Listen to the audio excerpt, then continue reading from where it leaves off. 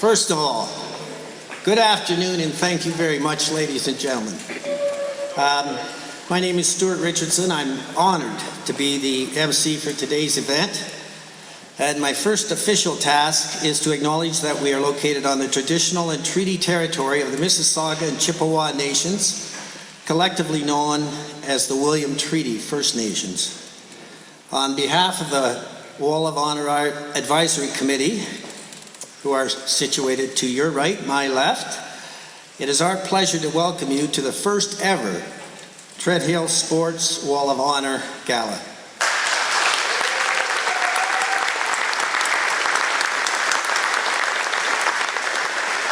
This turnout is much, much larger than we ever expected. And it just goes to show you how important sports has been and continues to be to the Trent Hills community. Recently I came across an excerpt from an old article published in 1901 in the Camelford Herald. It reads, well over 1,500 spectators from Camelford, Warkworth and Hastings areas were on hand at the Camelford Fairgrounds to see the Camelford Redmen defeat the Hastings Ironsides 2-1 in the final lacrosse game of our local championship. The winner will now travel to Kingston for the OLA Championship. I found this article fascinating for two reasons. It's the first time in over 125 years I've seen anything whereby Camelford beat Hastings.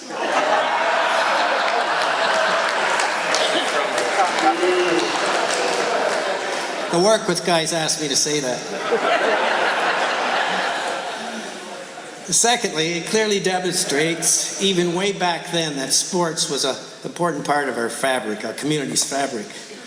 Modern sports psychologists are now telling us that more than ever, team and individual sports of any kind greatly improve our physical, but also our mental health, more than we originally realized, and especially in our youth.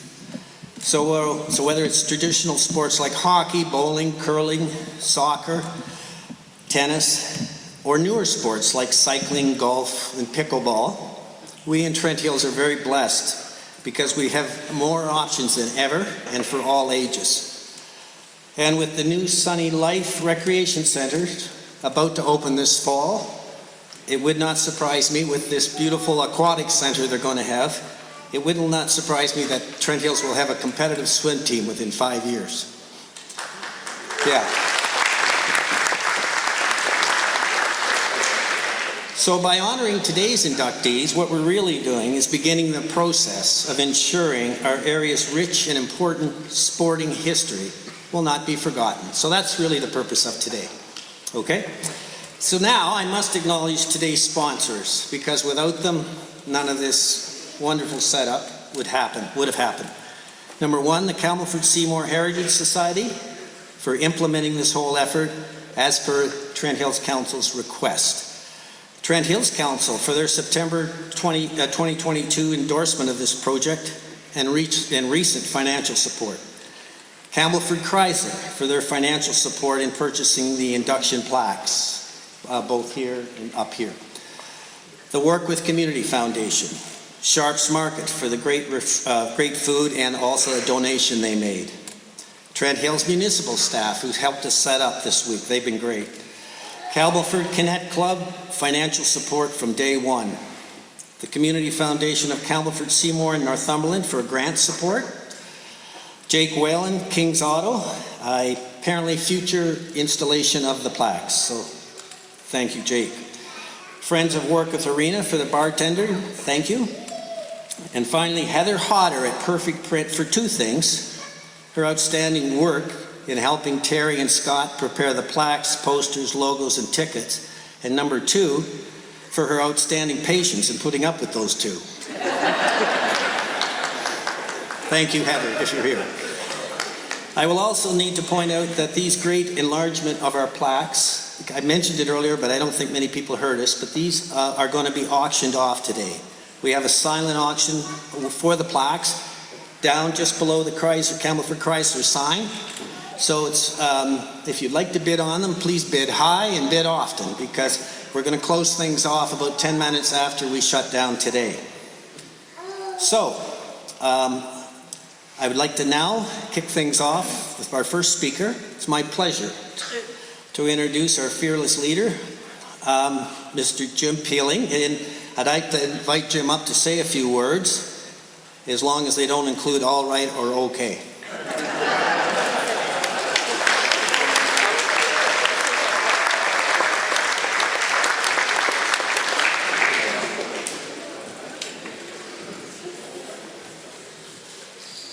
Thank you, Stuart. Before I give a brief history of the Trent Hills Sports Wall of Honor, I gotta say that this celebration here today is beyond my wildest dreams, all right? And I'm gonna start, yeah, all right. There's the okay, I'm terrible at it. At work, when I had a job at work, they just counted the okays. And the over-under was always 25. Anyway, believe it or not, this sports history journey began on the fateful day in March of 2020 when Trent Hills shut down for COVID. Then Councillor Kathy Redden and staff members Peter Burnett and Kelly Stapley chaired a meeting asking the Campbellford Seymour Heritage Society to investigate the possibility of creating a sports hall of fame in Trent Hills. Of note, the Heritage Society is a registered charity.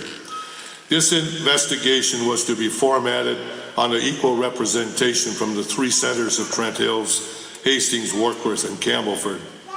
Due to COVID, nothing happened until 2022.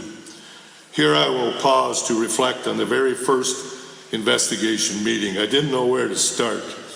Short form, I asked 4 ball league stalwarts I grew up playing with, or 4, Doug Dewar, Tom Holmes, Doug Seymour, and Jason Field. Doug forgot about it and went fishing, all right, and unfortunately Tom had a doctor's appointment, but Doc Seymour and Jason definitely entertained the Heritage Committee that day as they reminisced over our multiple horse sports memorabilia. Unfortunately, they are no longer with us. This put a proper perspective of this sports history journey and kept the Heritage Committee focused on this important community project. The Heritage mandate continued through numerous meetings, culminated on September the 27th, 22, when Trent Hills Council endorsed the project.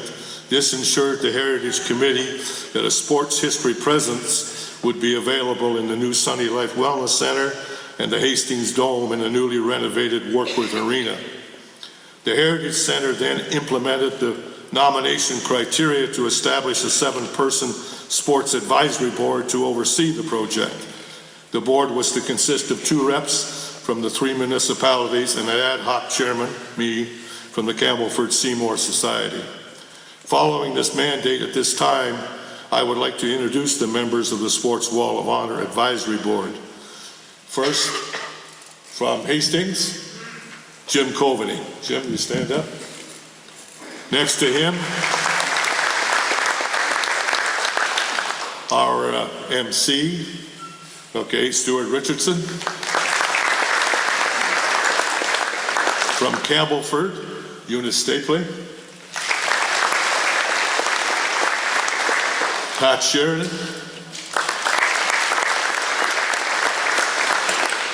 And I saved the last 2 from Warkworth on purpose. Scott Newman and Terry English, both stand up. Okay. I saved them because they jointly orchestrated today's ceremony. Okay, and I think they did a good job.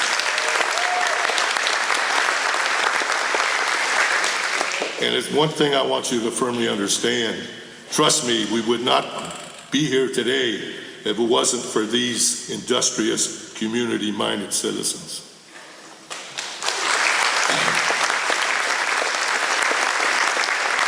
This advisory board then created the nomination process and criteria for the induction procedures after consultation visits to Port Hope, Coburg, and Peterborough. The nomination timetable was September to November last year, and 29 approved inductee applications were received. On January the 15th this year, the 12 selected nominees were announced. In closing, today's attendance, I think, validates beyond any and all of our expectations that this sports history journey was justified. Thanks to all for being here, and hopefully today's festivities will be enshrined in one of your top 10 sports memorabilia bank. Thank you.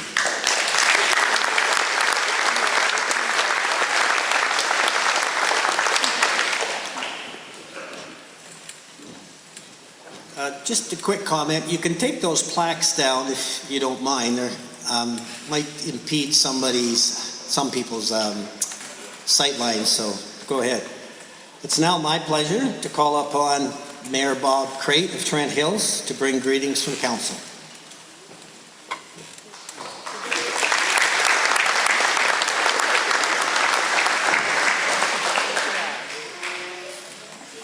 Thanks, Stuart. Good afternoon. I bring greetings from the residents of Trent Hills. Most of you are already here, but for those that aren't, I bring greetings, and I'm joined by our Deputy Mayor, Mike Medcalf is here,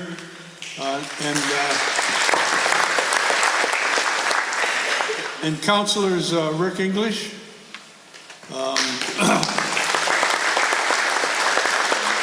Dennis Savory's here. I'm not sure if Gene, I haven't seen him. Gene's right, okay, Gene's right there. And Rob Pope is supposed to be here also. I'm not sure if Rob made it. Your attendance today is a testament to what sports mean to our community. And I say I was fortunate to play on teams with a number of the inductees, and I'm proud of that.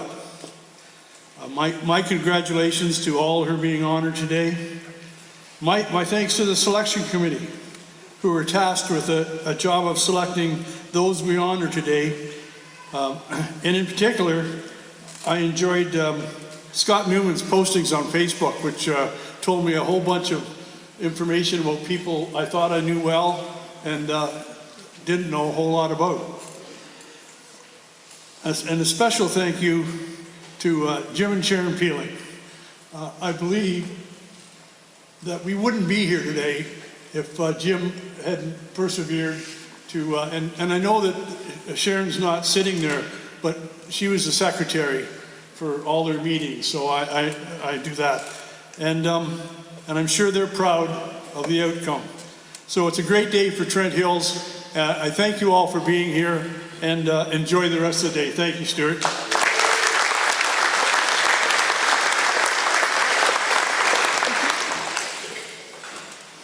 Sharon, where are you? Could you stand? Sharon, come on, stand up and be recognized. There you go. Congratulations.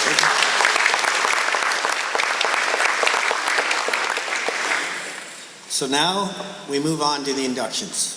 8 individuals, 3 teams, and 1 service club have been selected as our first inductees.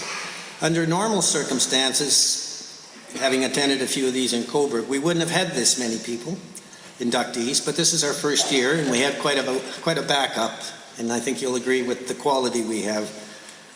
I think we made some good decisions. All inductions are going to occur in the following manner. One of the advisory committee members will come forward and read the wording on the plaque that will be given to each inductee. A similar plaque will go on the wall of the Sunny Life Center next fall, and this will be repeated, hopefully, over the years. The individual inductees will be come up in alphabetical order, and the inductees or their representatives will then be asked if they wish to say a few words. After this, the inductees and the committee member will go to my right and have their photo taken, and that's what we're going to do. We're going to try to get through the 8 individuals, and then we're going to take a short break. But again, I think it's important to note that if during today you want to go to the washroom and grab a sandwich or a drink, please do. But just be respectful of the inductions. So, to get things rolling, I'd like to call upon Terry English to introduce our first inductee.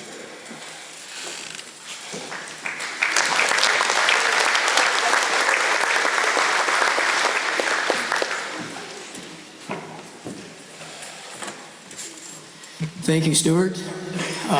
First of all, I would like to say on behalf of the community of Warkworth, I would like to thank everyone for attending. And this is a tremendous turnout. And I'd like to thank you for helping to make this a special day for our inductees.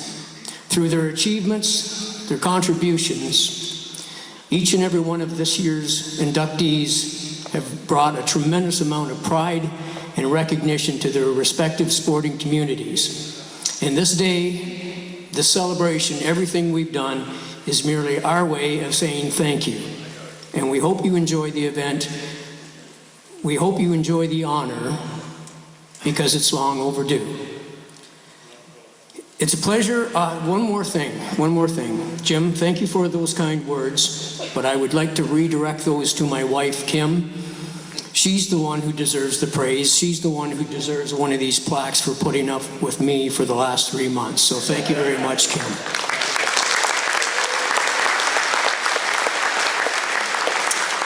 And now for the induction. It's my pleasure and privilege to do this introduction. Representing the community of Warkworth, Bryce Allen is inducted onto the Trent Hills Sports Wall of Honor in the Builder category for his outstanding leadership role as Warkworth Kinsman Arena Project Fund Chairman from 1976 to 79. Less than a year after receiving their charters in 1975, the Kinsman and Connect clubs began their first major fundraising campaign. The Arena Project Fund was established to help raise money for a new arena and community center for the village of Warkworth. The cost of the new arena was $500,000. To qualify for the Ontario grant of $170,000, the Kinsman and Connects had to raise $85,000. Without those contributions, there was no way a new Warkworth arena would be built. Bryce, one of the original Kinsman chartered members, was assigned the task of chairman for the Arena Project Fund. He was an obvious choice.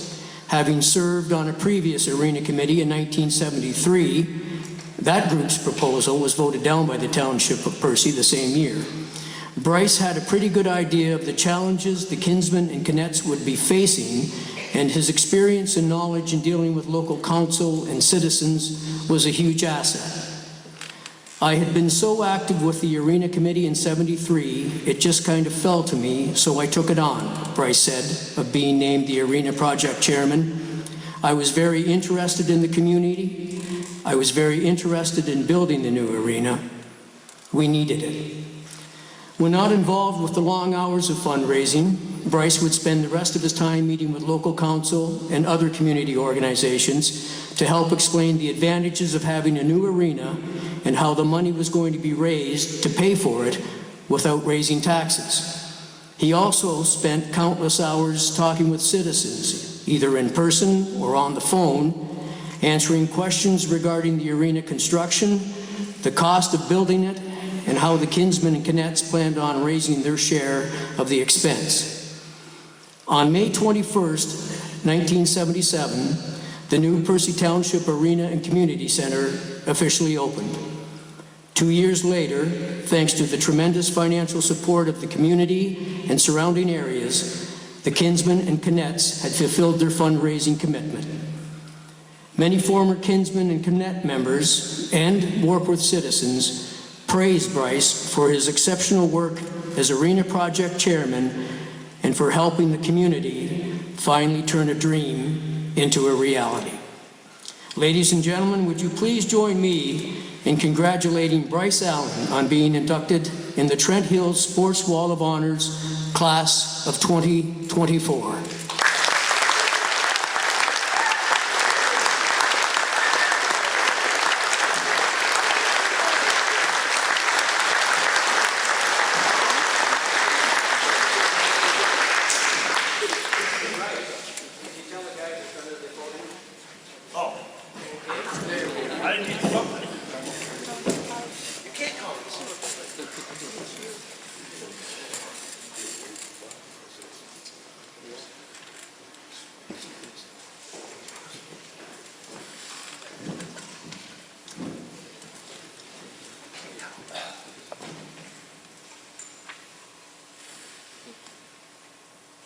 If you're gonna talk, the first thing you gotta do is get to the microphone. And then get your emotions in control. Okay, so just bear with me. Terry told me, thank you very much, Terry, for the presentation. Terry told me that he had picked my picture. He had gone through the stuff in the newspaper and whatnot, and he thought that was the picture that was most fitting for today. Excuse me. And I agree with him. I just wish I weighed the same amount today as I did then, and that I had the same amount of hair today that I had then. And how fitting that they would hold this first meeting, this first honorary meeting, and the Kinsman Club of Warkworth, who built the bloody building, would be sitting here receiving an award today as well. Congratulations, guys. It was a pleasure.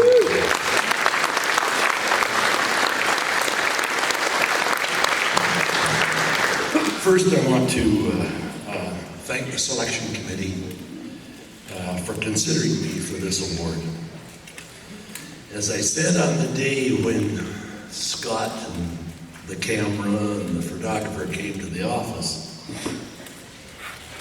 when you surprised me at my office, this was not anticipated nor expected, but it is gratefully accepted, and thank you very much. I'm in good company today with the rest of the representatives that are being nominated here and being given the opportunity to be on the Wall of Honor. I'm privileged to be here with you and to celebrate this day with you and to share that wall with you. Thank you for your work in the community. I want to thank the committee, Jim, Stuart, Eunice, Pat, Terry, and Scott. You have done a fabulous job, just fabulous. And you will have to go a long ways to compare or outdo. But just the response of the people and the numbers that are here, it does everyone's heart good. It really does my heart good to see you all here, enjoying the building and enjoying the fruits of our labor together.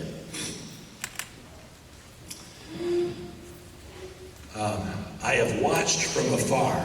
I'm fortunate today in that I'm involved with 3 of the situations. I was a kinsman and I coached the juvenile team, and I watched from afar a group of young men evolve from kids full of pea and vinegar to young adults, parents, and even grandparents today. And I think on the hockey team, there's one great grandparent.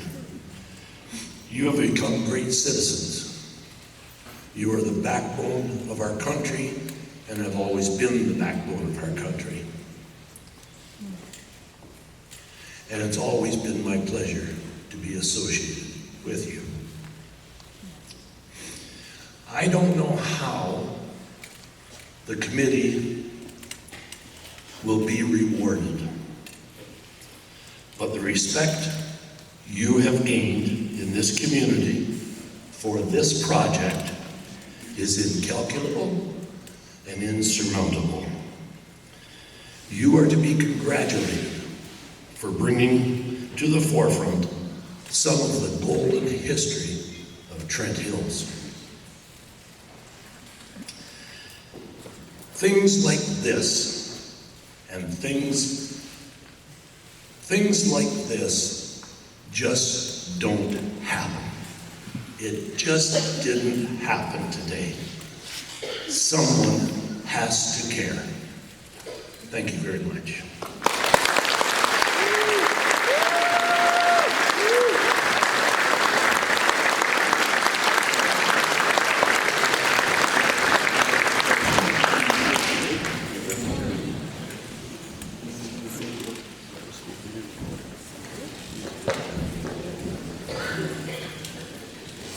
Thank you very much, Bryce. Congratulations. Very kind words. Our next induction, for our next induction, I'd like to call upon Scott Newman to come to the stage.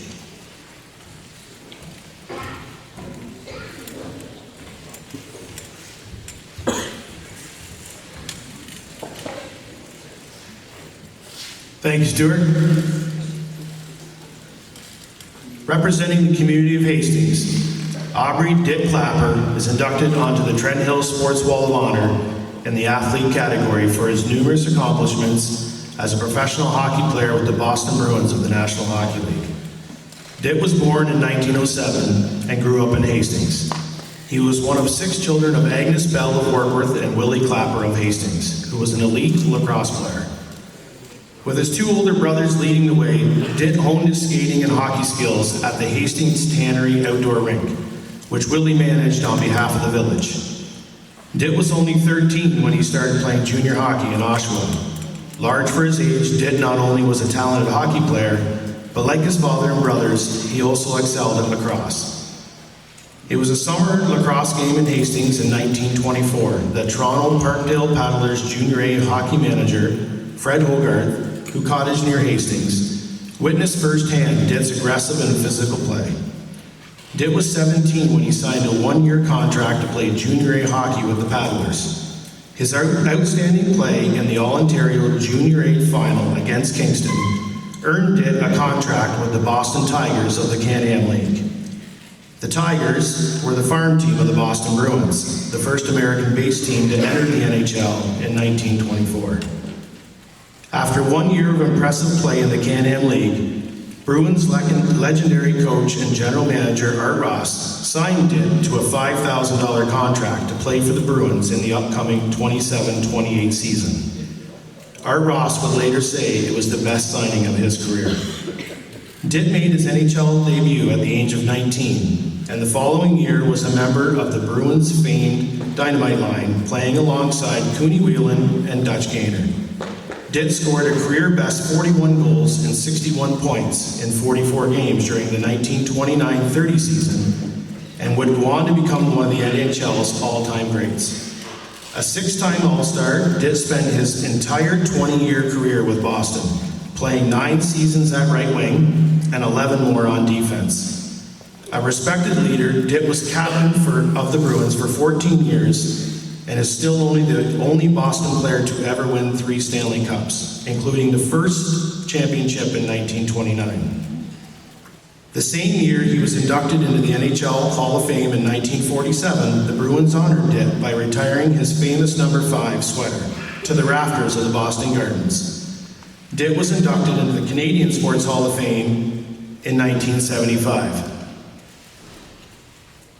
And today, in my opinion, his greatest accomplishment. It is a little ironic, a die-hard Leaf fan inducting a Bruins great. So ladies and gentlemen, would you please join me in congratulating Dick Clapper on being inducted onto the Trent Hill Sports Wall of Honors class of 2024. So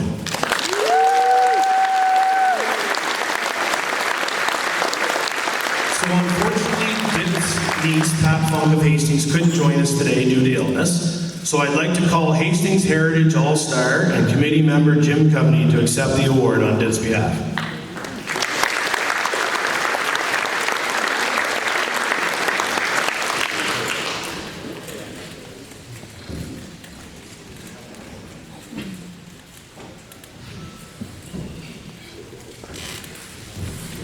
Another interesting tidbit about Dick, when he signed that $5,000 contract, the article of the Peterborough Examiner said they signed Clapper, but they also signed Hastings too.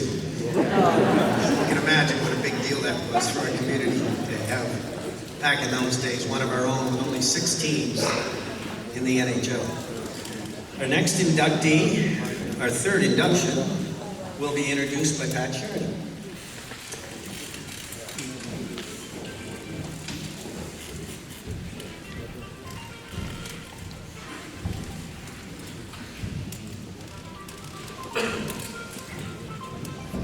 Representing the community of Hastings, Randy Fife is inducted onto the Trent Hill Sports Wall of Honor in the athlete category for his outstanding achievements in hockey and softball. On the ice, Randy was a talented forward, noted for his impressive offensive skills. As a rookie, he was a member of the Cobourg Cougars Junior C Ontario Championship team in 1973-74 and was drafted by the Ontario Hockey Association Junior A London Knights. 2 years later, he set a Cougars franchise scoring record with 95 points. Randy, whose nickname is Barney, Gopher, a few other, also played for the Calvert Clippers in 1977 and 78, and the Barrie Flyers Intermediate A team in 1979-80. Despite his many accomplishments in hockey, it was on the baseball diamond where Randy really excelled as a player. A dominant softball pitcher, Randy soon became one of the best hurlers in local competitive leagues and tournaments, winning numerous championships and individual awards. According to the Peterborough Examiner article, Randy was 17 when he started playing at the venerable George Red Sullivan East City Ballpark in Peterborough Men's Softball Association. Fife was an all-star pitcher with a rise, drop, and heck of a changeup, but also a good hitter and a smooth-feeling shortstop for almost 25 years at the East City Bowl.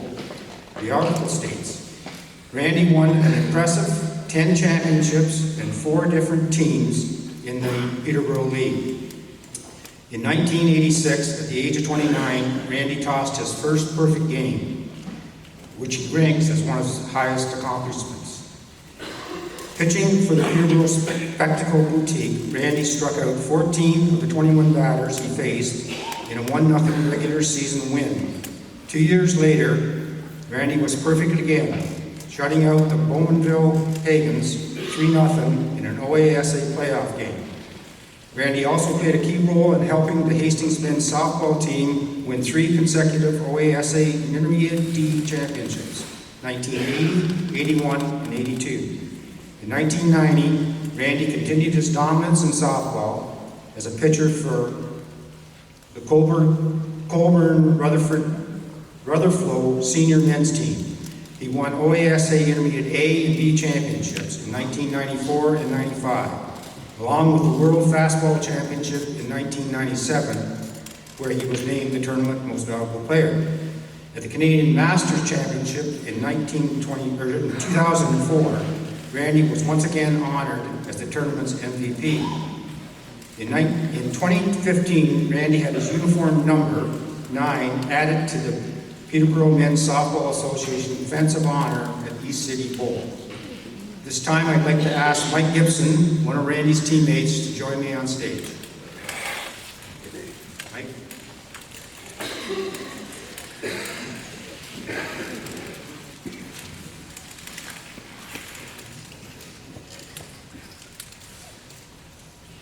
Ladies and gentlemen,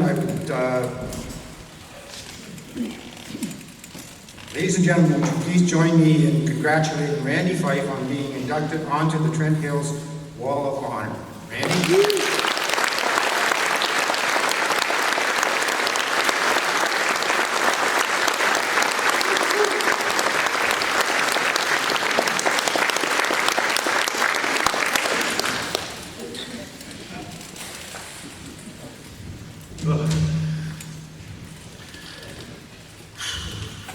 This is a great honor to be standing here today.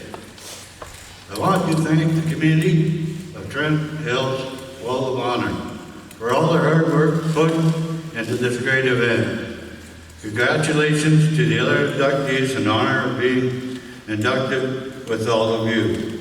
A special thanks to Stewie Richardson for nominating me. Thank you to my mom and brothers, Rick and Rob, to all my coaches, teammates, sponsors, family and friends, thank you.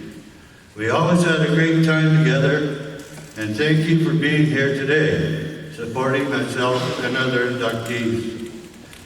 I was fortunate enough to play through the 70s, 80s, and 90s, which I thought was the best time of my life.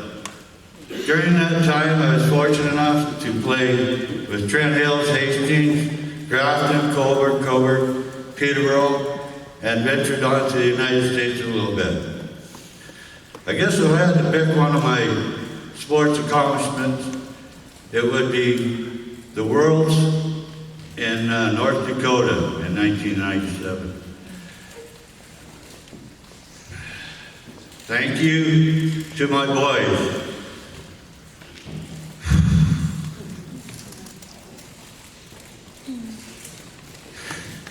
Ryan and Nolan are my greatest accomplishments. Thanks to them for spending most weekends and holidays at the ballpark and arena. I am so proud of you both and the young man you've become. They have given us 3 beautiful grandchildren, Isabella, Jordan, and Cameron. They are the light of our lives. To their spouses, Jen and Brittany, thank you for supporting our boys and putting up with Janet. Finally, to my rock.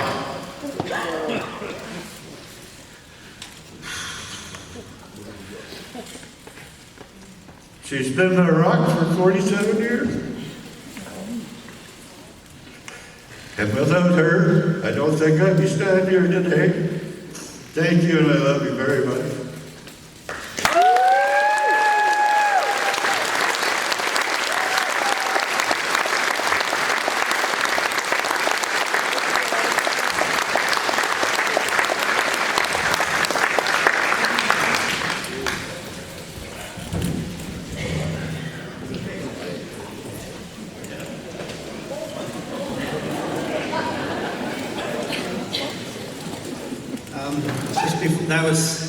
Congratulations, Randy. Randy's left a little note up here. Stu, could you please advise everyone I'll be signing autographs?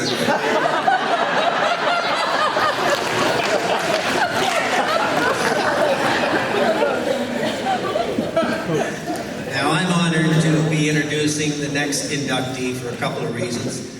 I knew him and he's my cousin, so there's a little bias here on my part.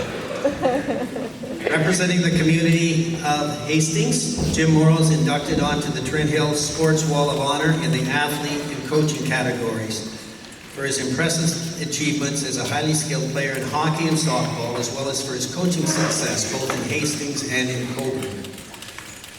Jim was born in 1933, and as a youth, his talent as a two-sport athlete was evident in his teenage years. At the age of 15, Jim was the captain of the 1948-49 Hastings Midget hockey team, which won Hastings' first ever All-Ontario team. So you can imagine what a big deal that was. In September of that same year, he was a major contributor to helping Hastings Junior C softball team win the village's first ever OASA championship. So quite a year for Jim and Hastings. Jim's talent and success took him to Peterborough, where he played Junior B hockey from 1949 to 52. And we all know back then Junior B hockey was today's Junior A hockey. In the summer, during the 50s and 60s, he was a standout player in the very competitive Peterborough City Softball League, which Randy, of course, played in. During that era, the league attracts some of the best softball players in Ontario and a few from northern USA. Jim quickly established himself as one of the league's best power hitters, and his many fence-clearing home runs earned him the name Long Ball Laurel, a nickname he'd never let his close friends forget. In 1953, Jim made the jump to professional hockey in the USA, where he played for Fort Wayne of the Central Hockey League. From 54 to 64, he played in the intermediate hockey with both Hastings and Camelford in the rough and tumble Trent Valley Hockey League. When his playing days were over, Jim, who owned and operated Morrow Transport, turned to coaching softball in the late 70s. Now, Jim was perfectly suited for this role, as his warm and outgoing personality and his, quite frankly, great knowledge of the games and his ability to teach his players all contributed to a very long and successful coaching career, which included, from 1978 to 1989, Jim, with his good friend Paul Corelli, coached Coburg Angels women's softball team to 4 Ontario provincial championships. That's no small change. That was a good league. Jim still managed to find time to come back up to Hastings, and with his good buddy Pete Crate, to coach and manage the Hastings men's intermediate team to numerous tournament wins and 3 consecutive OASA provincial championships in 80, 81, and 82. Looking back on Jim's successful coaching career, it was noted by one of his players, one thing that cannot be overstated is the impact he had on his players both on and off the field. Ladies and gentlemen, I'd like Jim Coveney to come up and present this plaque. And I would also like to call Sue Morrill to come up on behalf of the Morrill family. And we honor Jim Morrill into the sport.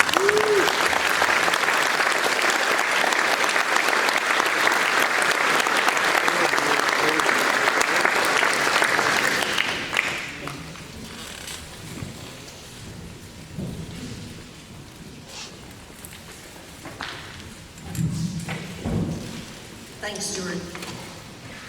Guess we should have compared speeches because I've got a bit of an overlap here, but I'd like to thank the organizing committee for all the work you've done creating the Sports Wall of Honor. My dad would have been so pleased to be included in this class of inductees. Sharing in this occasion today is our whole family, including my mom, Mark, who was married to Dad for 55 years. I think there should be some Hall of Fame for that.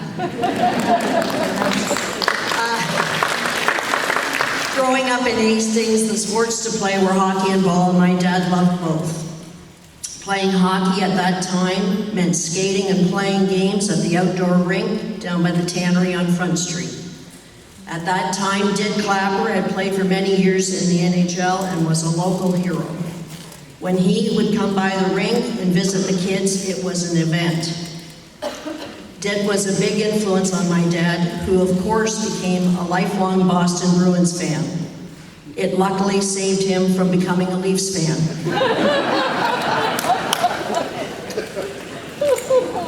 In the late 1940s, the Hastings Arena was built and a midget hockey team was formed.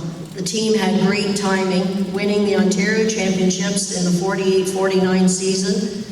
My mom said the building was packed and people were hanging from the rafters.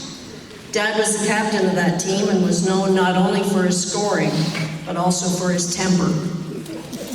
Back then, fighting in hockey only got you 5 minutes in the box. Mom tells of the other teams wanting to get Dad off the ice so he wouldn't be able to score, would harass him until he lost his temper and dropped the gloves. I guess the strategy worked because Mom said he spent quite a bit of time in the penalty box. As Stuart mentioned, 1949 was a great sports year for my dad when the Hastings junior softball team won an Ontario championship that summer. Dad played shortstop on that team and was a good hitter.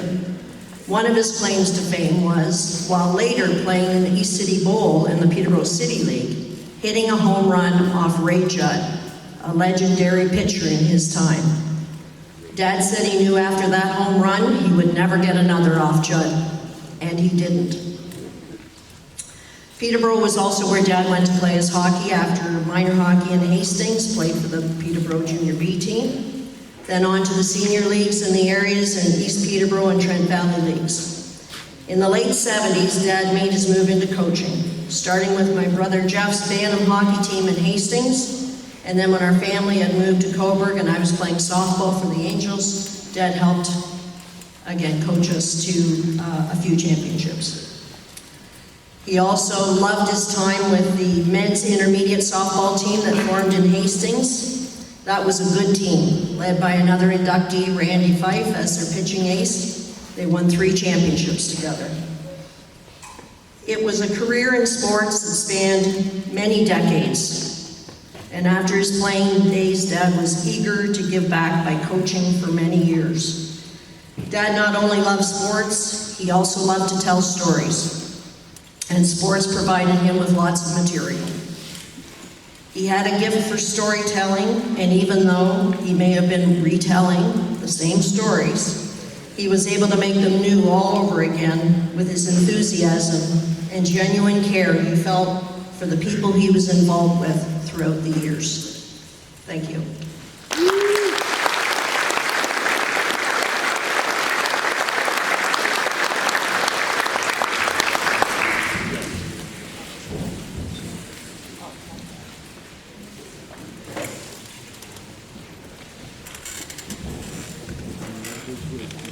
Thank you, Sue. Congratulations.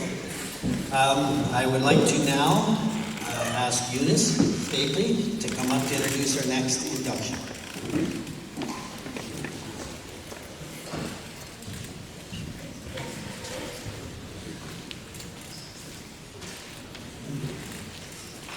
Representing the community of Camelford, Kyle Petty is inducted onto the Trent Hills Sports Wall of Honor in the athlete category for his impressive career and achievements as a four-time Canadian Paralympian. Growing up with cerebral palsy didn't deter Kyle from participating in sports. At the age of 12, he turned his attention to track and field, with a special interest in sport, shot put, and discus.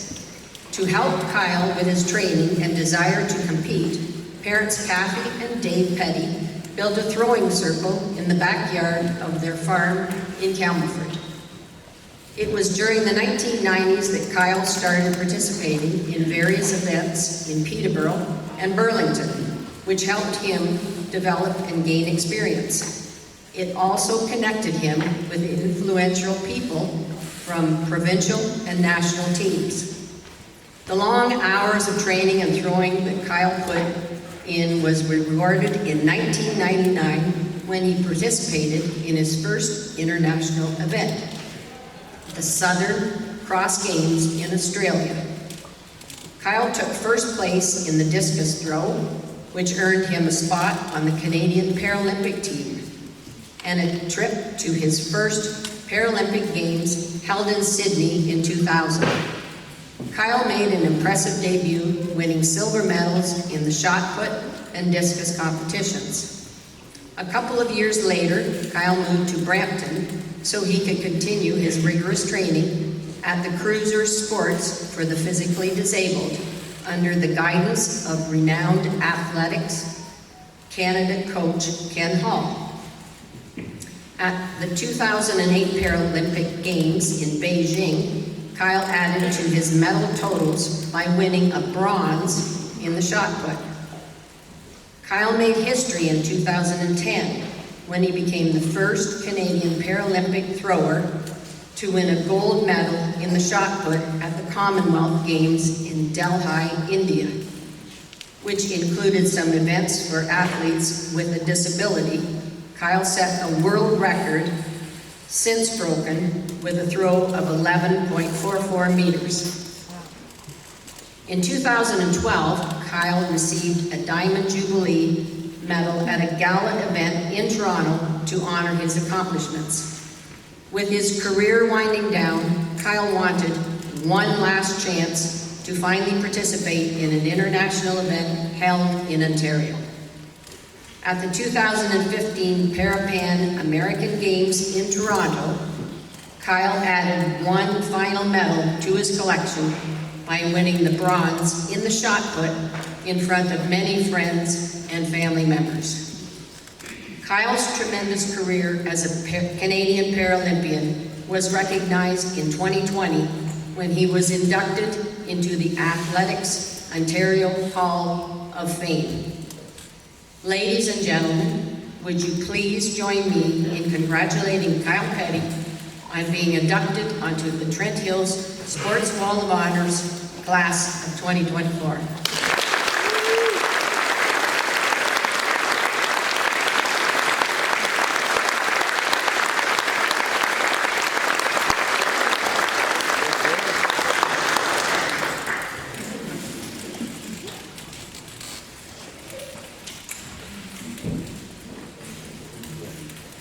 So my mom said I had to speak, so it will be quick, but first I'd like to thank the committee for everything that you've done. I was in shock when you guys came to the house to see me when I was at Christmas dinner, so I'm truly honored. Just like Bryce said, these pictures, I don't know, I think I was in a little bit different shape then, and I did have a lot more hair, and they made a lot of jokes over there at the table that there was a lot more hair in that picture. I wouldn't be able to do it without my family and with a lot of people here that have supported me along the way. I was very fortunate to represent Canada all over the world and to represent Trent Hills. And when I retired, the same year I retired, I moved back here because I knew this is where I wanted to raise my daughter. But I'm so proud to be from Trent Hills that there's no place in the world that I would rather live. Thank you.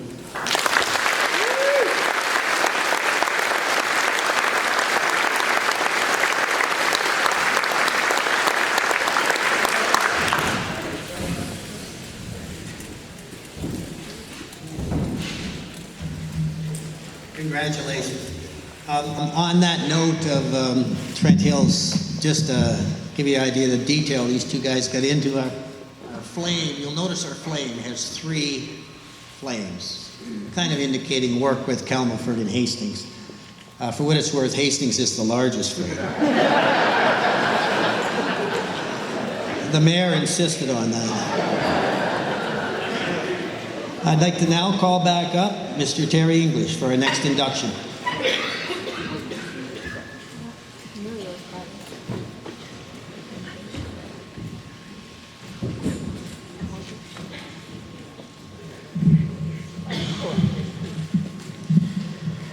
Representing the community of Warkworth, Doug Rowan family are inducted onto the Trent Hills Sports Wall of Honor in the Builder category for their outstanding support and contributions to the local sporting community. Doug and his wife Emma came to Warkworth in the fall of 1944 after buying the Warkworth Cheese Factory. Doug started cheese making in Warkworth in the spring of 1945 and continued until 1980 when he sold the business to Alt Foods. During that time, Doug's hard work and shrewd business dealings helped transform the small-town Warkworth factory into a successful cheese empire. Despite all his success, Doug remained a modest man, preferring to give credit to his loyal and hard-working employees. Doug, Emma, and their children, Carol, Bob, and John, also gave back to the community. Doug's son, Bob, says his father never played sports, but he loved sports. And that was certainly evident when it came to local sports, particularly hockey. In the late 1950s and early 60s, Doug sponsored a local boys bantam team, the Warkworth Dairy Kings, and provided complete uniforms, including pants, for all the players. One of those players was Bryce Allen. When I was a little kid, there was no hockey going on, Bryce recalls. There was nothing. Doug Rowe took it upon himself to organize, coordinate, and sponsor hockey teams. The donation that Warkworth Cheese made to minor hockey at that time was far superior to any donation that was made in any other town, any place we went. For that era, if there was ever a builder to be considered for recognition, it would be Doug Rowe. During the 1970s, Doug continued to sponsor local sports teams, and in 1976, the Rowe family donated $5,000 to the Warkworth Kinsman Arena Project Fund for the construction of a new arena and community center, which officially opened in 1977. 2 years later, Doug was the recipient of the Warkworth Kinsman Citizen of the Year Award for his longtime support and financial contributions to various community organizations. In 1993, at a book launch event celebrating the history of cheesemaking and dairy farming in the Warkworth area, Doug and his family were special guests. Father Joe Sullivan of Warkworth praised Doug as a kind, thoughtful, and considerate person. Father O'Sullivan added, "If Warkworth had a Hall of Fame, Doug Rowe would be one of the first inductees into that edifice." Well, it isn't a Hall of Fame. in which Doug is being inducted, but it's a sports wall of honor. And given his love of sports, I'd like to think Doug would be okay with that. Ladies and gentlemen, would you please join me in congratulating Doug Rowan family on being inducted in the Trent Hills Sports Wall of Honors, class of 2024.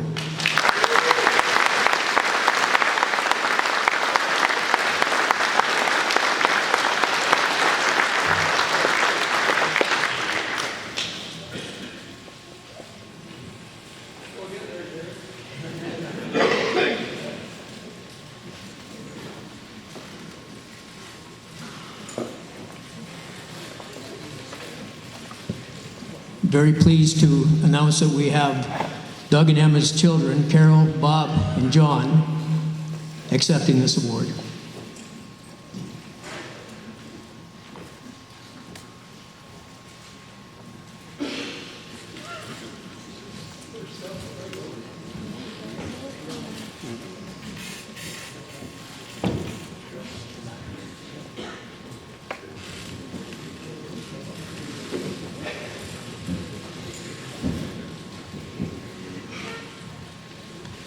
Thank you, everyone. And thank you to the committee and Jim Dealing and the Warkworth part of the committee, Terry and Scott. I'd like to tell you a little bit about my mom and dad. Dad was born in 1912 in a small factory west of El Dorado. That's the Madoc area. Mom was born in 1911 just outside of Sterling on a farm there. Dad's father and mother were both licensed cheesemakers, which is highly unusual. Dad's father died when he was quite young. His mother carried on with the help of hired man and then his uncle. Dad apprenticed at Central Cheese near Sterling and then went to dairy school in Kingston. Mom and Dad were married by then, and Mom was very supportive of Dad in his career with cheese. I mean, the saying goes that behind every good man, there's a good woman, and she was always there for him. Dad's first factory on his own after dairy school was at Wellman's Corners. That's just outside of Sterling. Then he went to Horde Station. I think you all know where that is. Dad borrowed $4,000 from a former farmer friend of his and bought the old factory in Warkworth. That was a lot of money in 1944, 1945. Dad and Mom moved to Warkworth in 45. Sister Carol was 4 years old. I was 1, and Brother John, he hadn't come along yet. He came in 1946. With the help of government grants and the bank, the new Warkworth cheese was built in 1952-53. He bought neighboring factories in the area, Norham, Morganton, and the amount of milk. At that time, he increased it to, I think at our peak, we processed 30 million pounds of milk a year, which makes approximately 3 million pounds of cheese. This was the largest factory in this part of Ontario, and during this time, he expanded into cheese stores, selling our products. He had one in Newcastle, which Carol, my sister, managed, Aurelia, and Newcastle, or what did I say? I said that once, Havelock. Warkworth cheese was a well-known name by this time. Dad and Mom lived a very modest life, as Terry said, in Warkworth. Was very generous to his family, his village, and the community around him. For example, every Christmas time, every minister, pastor, and priest received a big cheese gift basket from Dad. In the late 70s, we were approached by Alt Foods out of Winchester, and they were one of the big ones in the cheese industry. They were a subsidiary of John Labatt's. And eventually, a price was agreed upon, and there was no kidding about it. They wanted the milk supply that we owned, the 30 million pound quota. Quotas were highly contested in those days. I mean, you went by them, you sold them, farmers had quotas, and so on. It was it wasn't restrictive, but it was very controlled. John and I both started our career with Alts, me at Napanee plant. John went to the main plant in Winchester. I retired earlier from Alts than John. John went on to spend many years with Alts in Winchester and then retired out of there. Over the years, Dad and worked with Cheese, sponsored many ball teams, hockey teams, paid for buses to take teams to all points in Ontario, and generously supported the building of the new arena in Warcraft. He was a good citizen and a good man in every sense of the word. Thank you.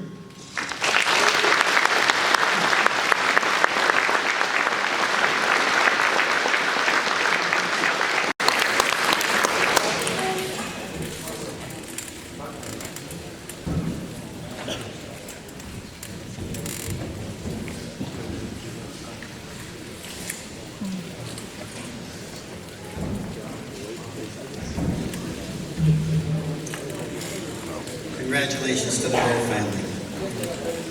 I'd like to call Jim Peeling back up for our next induction.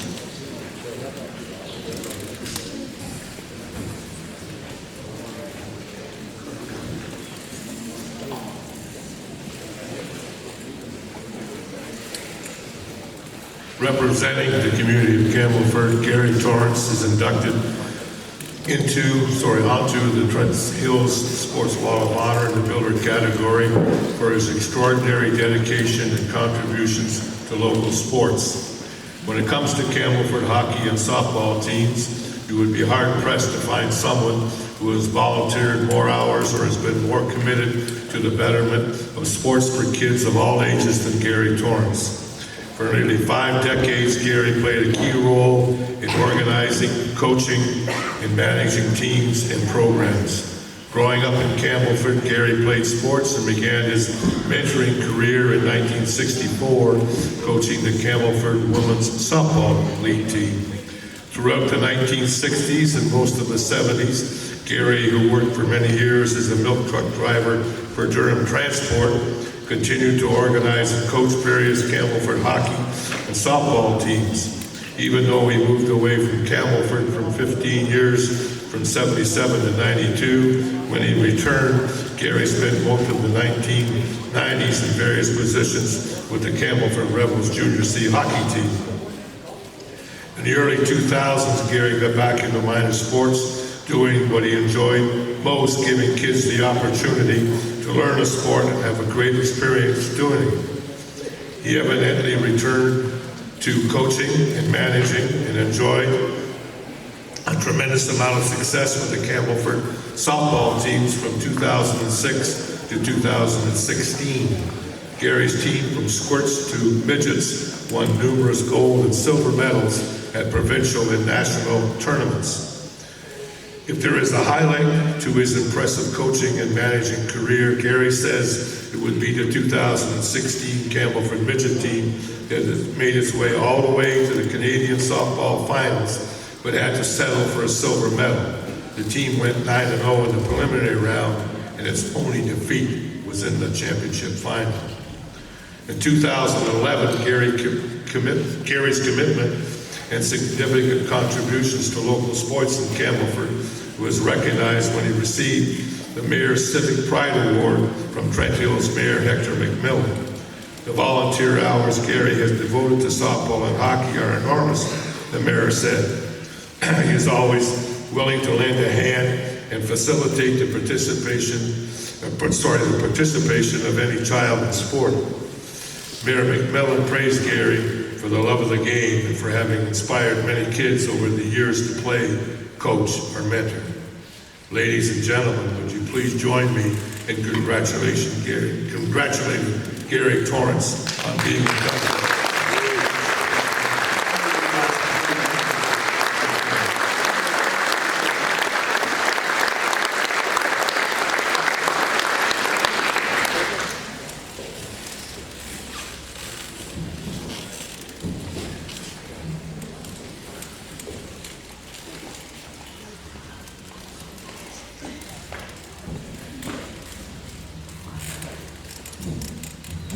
Thank you very much, Jim.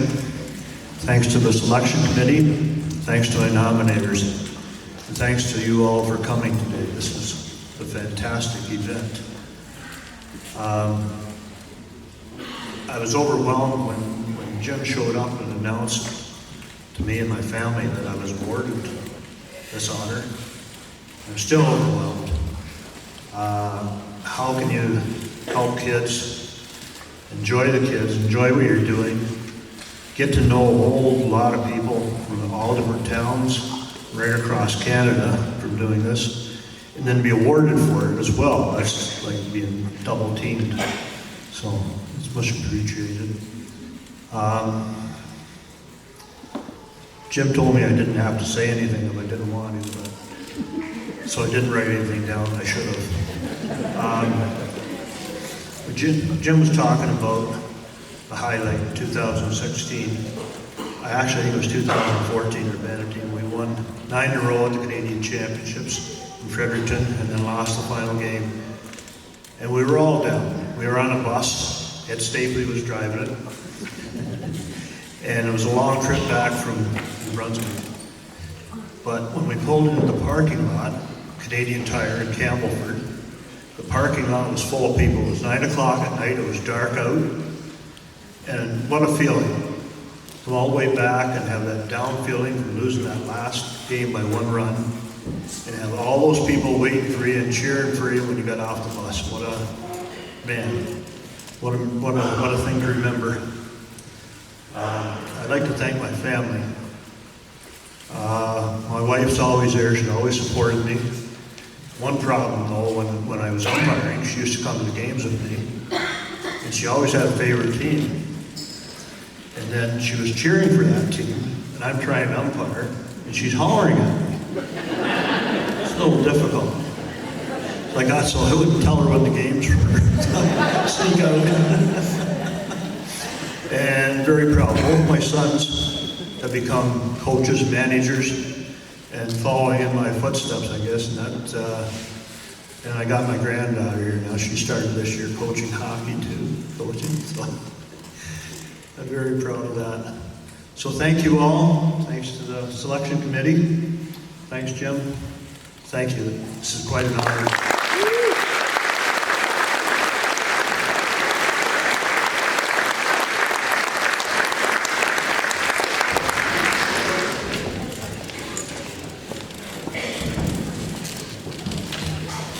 Congratulations, Gary. All right, our 8th individual inductee will now be introduced by Eunice Stapley.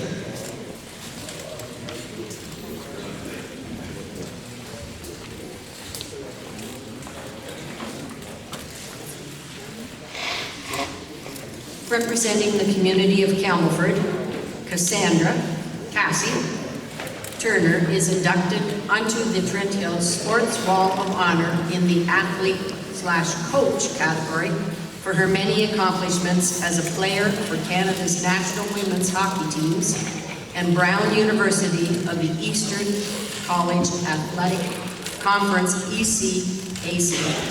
Cassie also is being recognized for her outstanding coaching success in women's collegiate hockey programs in the U.S., particularly the last 14 years of Connecticut's Quinnipiac University Bobcats team of the ECAC. After playing Campbellford minor hockey, Cassie moved on to senior women's hockey in Peterborough and Scarborough.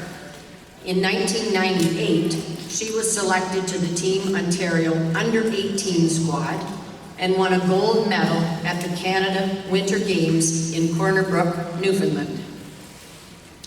From 1999 to 2003, Cassie took her talents south of the border to Providence, Rhode Island, where she starred for the Brown University Bears women's hockey team of the ECAC.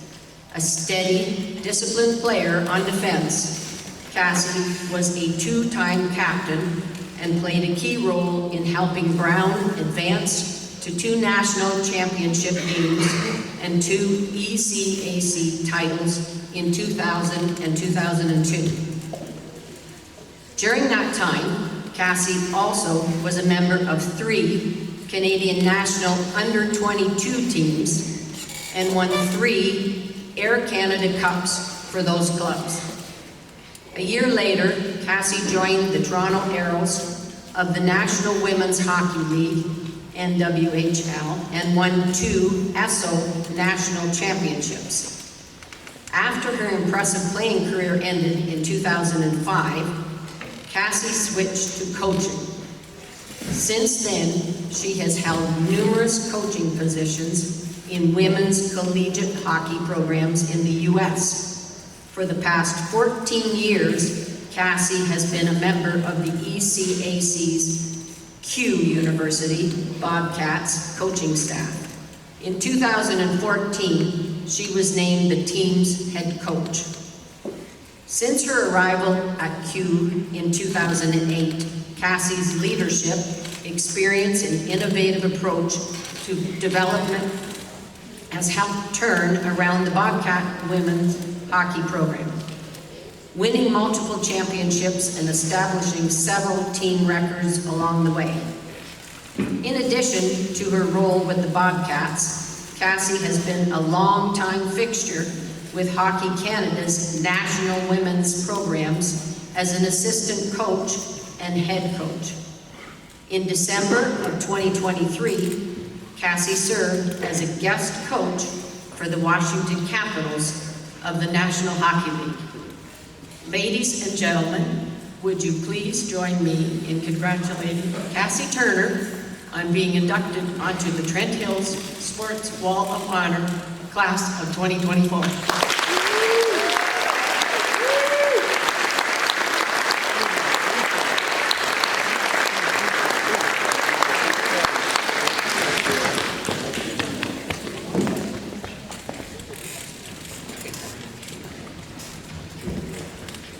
I have to say my dad has said about 5 times, oh, I think I played hockey with that guy.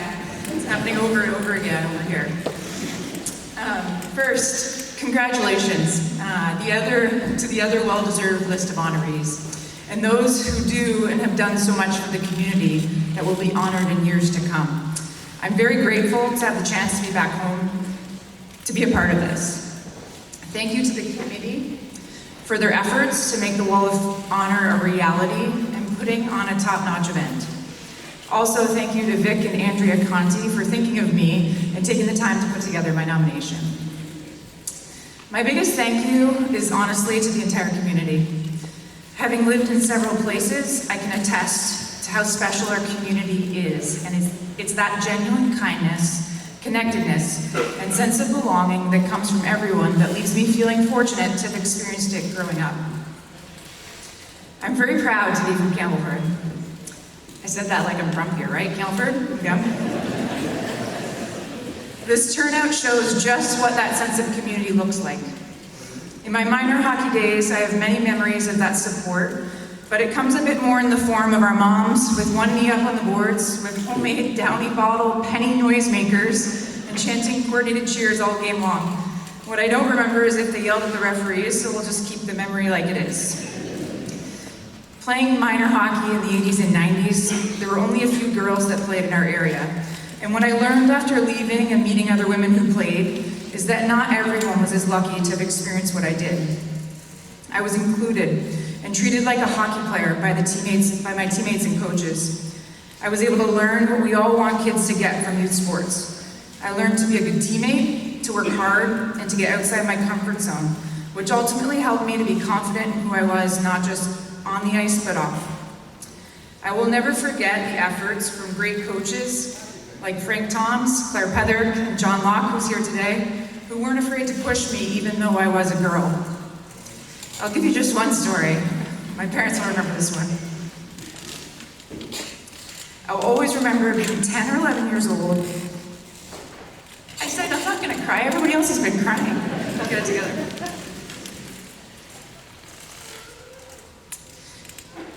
And so afraid to make mistakes, which meant, as a result, I was terrified to learn new things. I was terrified to take a slap shot, let alone a one-timer. What if I missed the puck? What if I fell down? What if I just wasn't strong enough? Frank Tom saw this and was determined to help me. So in a skills practice at the Hastings Arena, I went to Hastings and I'm from Campbellford, it happened. He passed me puck after puck after puck until I felt like my arms were going to fall off. But in the end, I could finally one-time the puck, which became a skill that served me well in my career. What I love to see now is just how many young girls play hockey in this area, and just how normal it is that they get an equal opportunity to learn and love the game. I want to thank my family, my brothers Brad and Travis, for including me in every street hockey game and game on our outdoor rink to toughen me up a little, and the years of support in my playing and coaching career. Just a little sidebar, I'm pretty sure Travis isn't here because he's still fixing his hair. He'll probably be here near the end. That was for you, Pudge. And I want to thank my parents for their commitment to doing all they could do to help me play, and play at the highest level I could. It meant a lot of miles on the road. This is the crying part.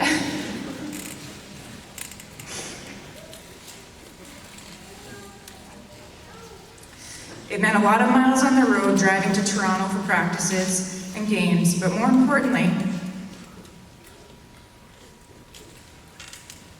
I'm thankful for their support, not in the games won, but in the championships lost, being cut from the national team, the games lost now as a coach, and them being glued to their TV to watch not just every game I'm coaching in, but to watch the amazing women I've coached now play professional women's hockey. Hockey is the most amazing sport, and as we know, it's so much bigger than just a game.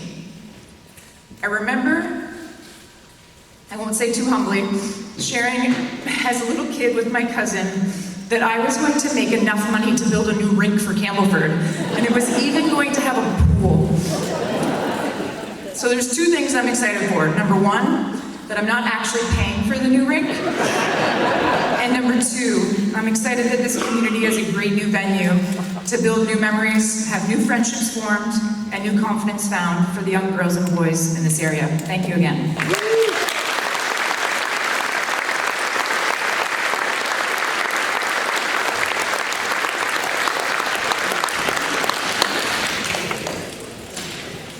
Thank you very much, and congratulations, Cassandra.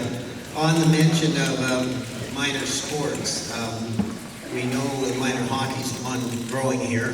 We were in a meeting the other day, and I overheard a woman saying Trent Hills has a record number of minor soccer signings this year. It's now exceeded 400. So sports in Trent Hills is booming. We're right on schedule. This is great. So what we're going to do now is take a quick 10-minute break. There's some food left. Is there any strawberry cake left, Denise, my sister? Did you pretty well finish it off? Oh, there is some? Okay. So take a break, and we're going to get right back here in 10-15 minutes.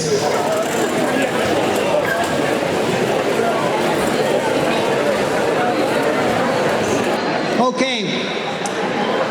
We have 4 more inductions to go. And after that, we're going to encourage everyone to stay around and mingle. At this point, I'd like to call upon Scott Newman to introduce our next team induction.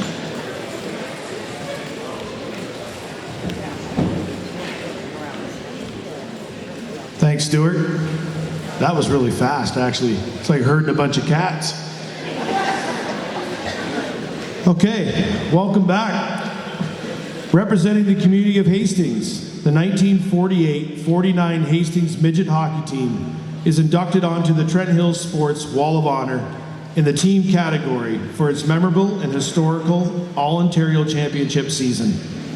The midget team couldn't have picked a better way to christen the community's brand new arena. Thanks to the support of Hastings Royal Canadian Legion Branch 106 and numerous local volunteers, the new indoor facility officially opened in November of 1948.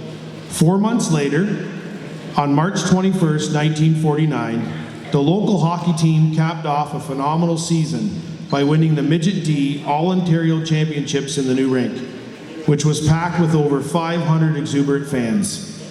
According to a game story from a local newspaper, the biggest crowd to ever witness a hockey game in the history of Hastings cheered on wildly as the home team defeated Cayuga 7-2 to capture the provincial title. It was marked the first time that the Ontario Minor League Championship had gone to a village east of Bowmanville.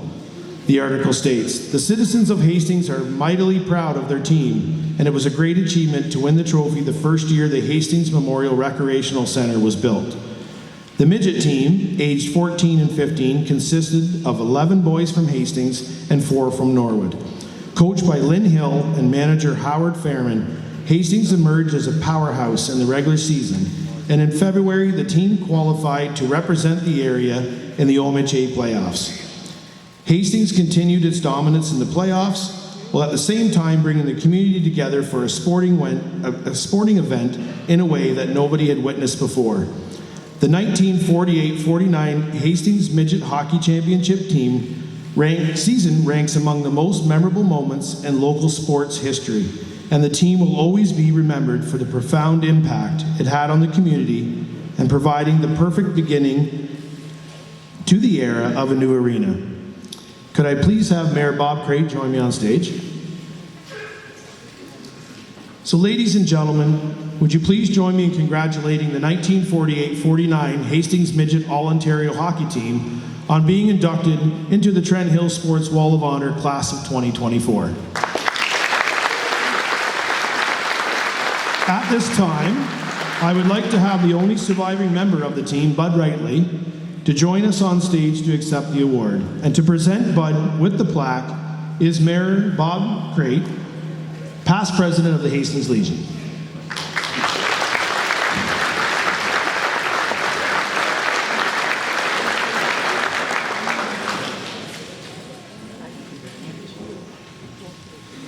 The other team members are Archie West, John Thompson, the stick boy, Don Montgomery, Carl Davis, Don Fairman, manager Howard Fairman, Paul Stevenson, Doug Ford, Bob Spencer, Bob Chambers, Ernie Spencer, Alex McMillan, Jack Harrington, Coach Lynn Hill, Jim Morrow, and accepting on his behalf is his son Jeff, so we could have Jeff come up and join us. I think Sue suckered him into it. Dick Condon, and accepting on his behalf of his son Brian Condon, so we could have Brian come up. And Wayne Dodd, and accepting on his behalf is his son Doug. We could have Doug up too.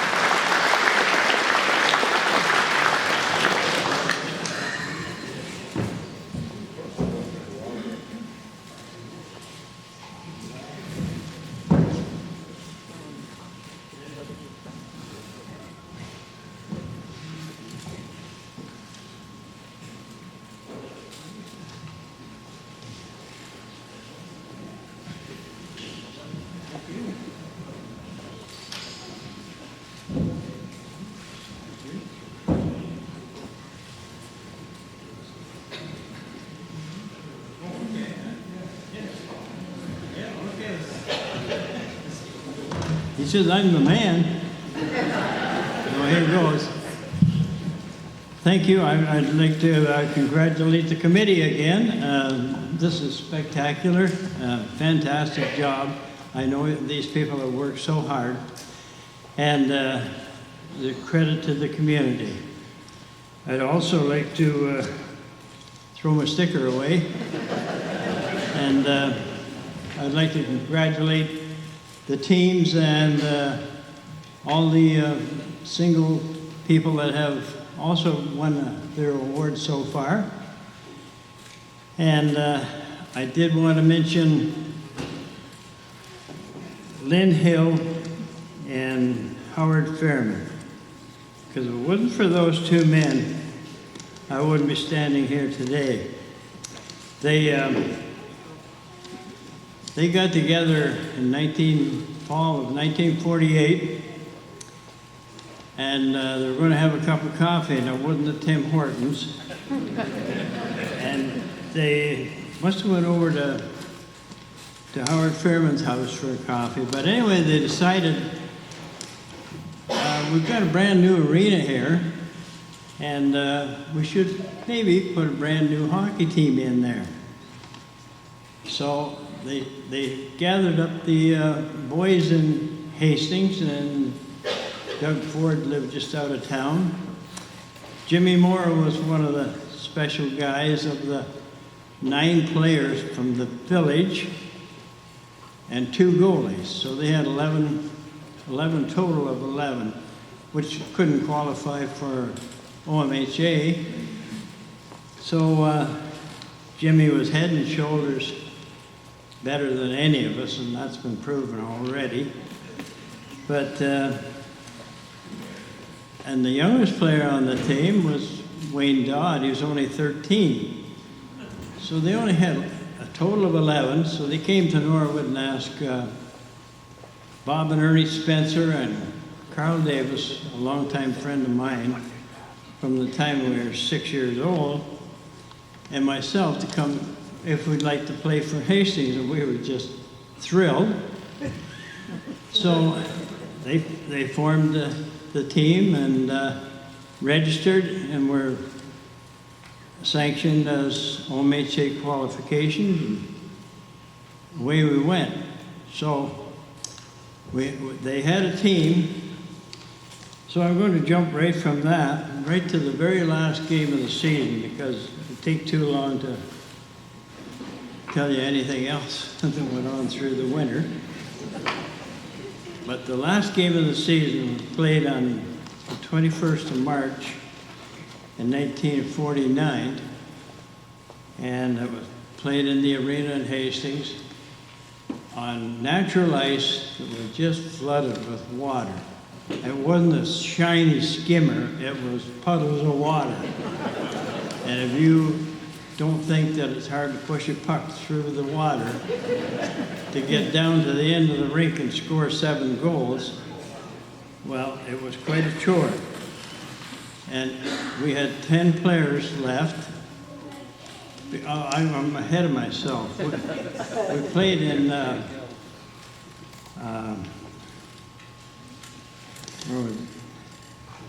Cayuga the week before, and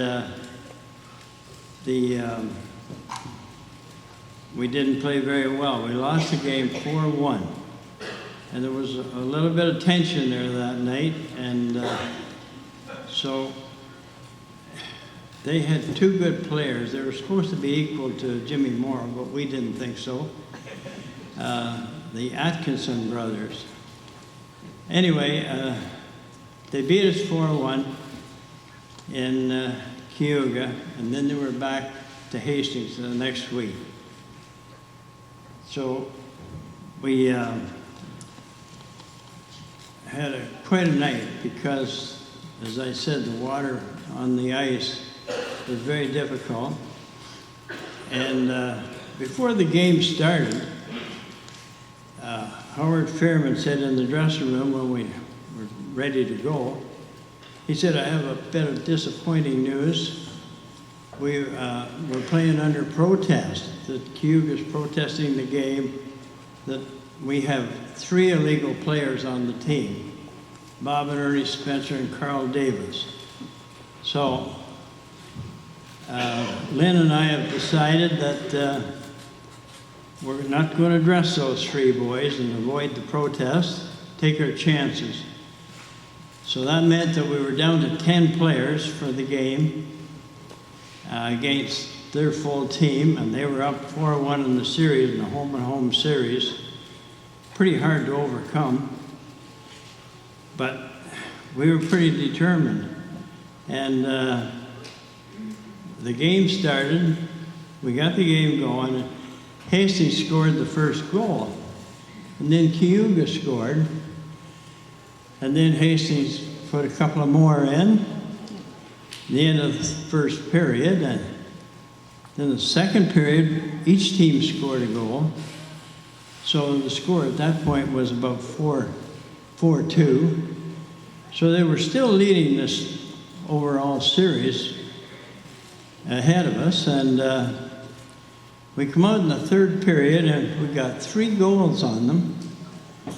And how we pushed the puck down through that water, I don't know how we did it.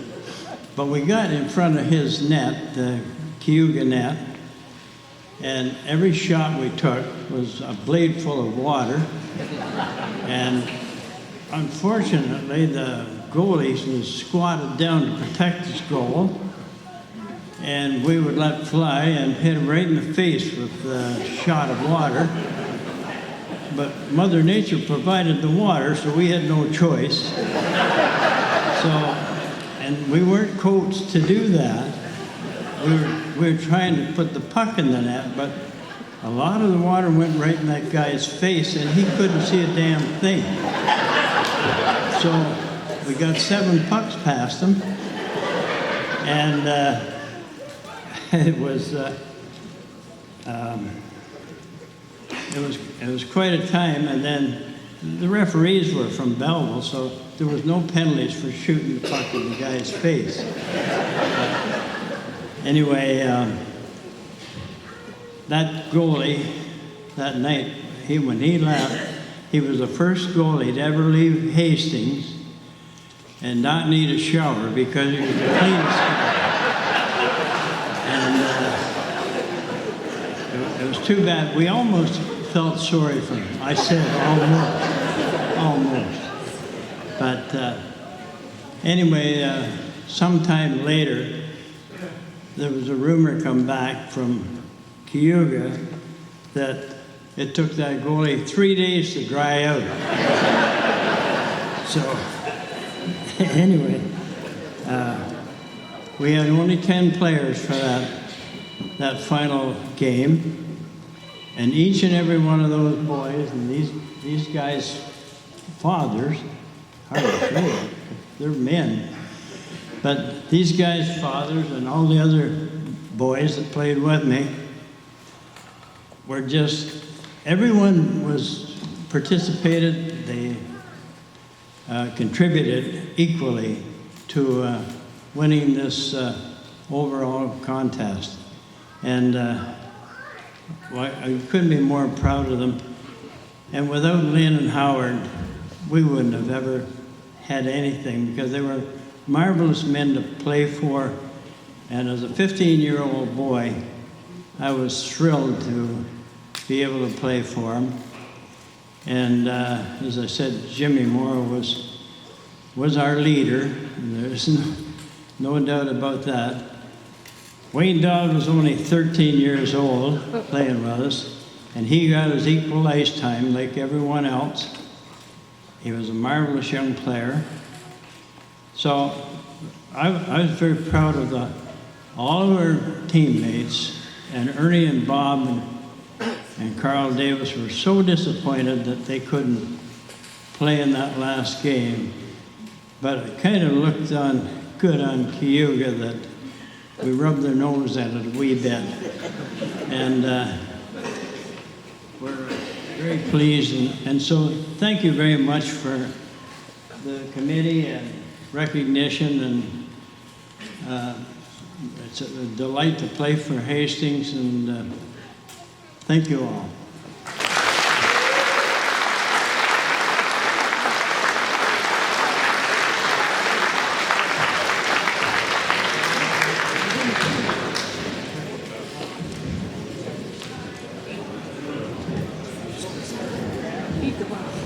Thank you, Bud. Bud's a bit modest because what he didn't mention is he got a hat trick that night.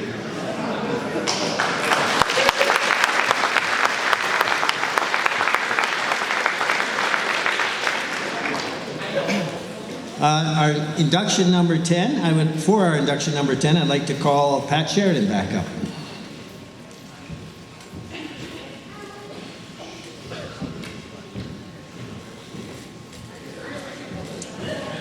Okay, we're gonna do this a little differently. I'm gonna ask the team for the 1973 Calford Midgets and anyone representing a deceased member of the team to join me on stage. Come on up.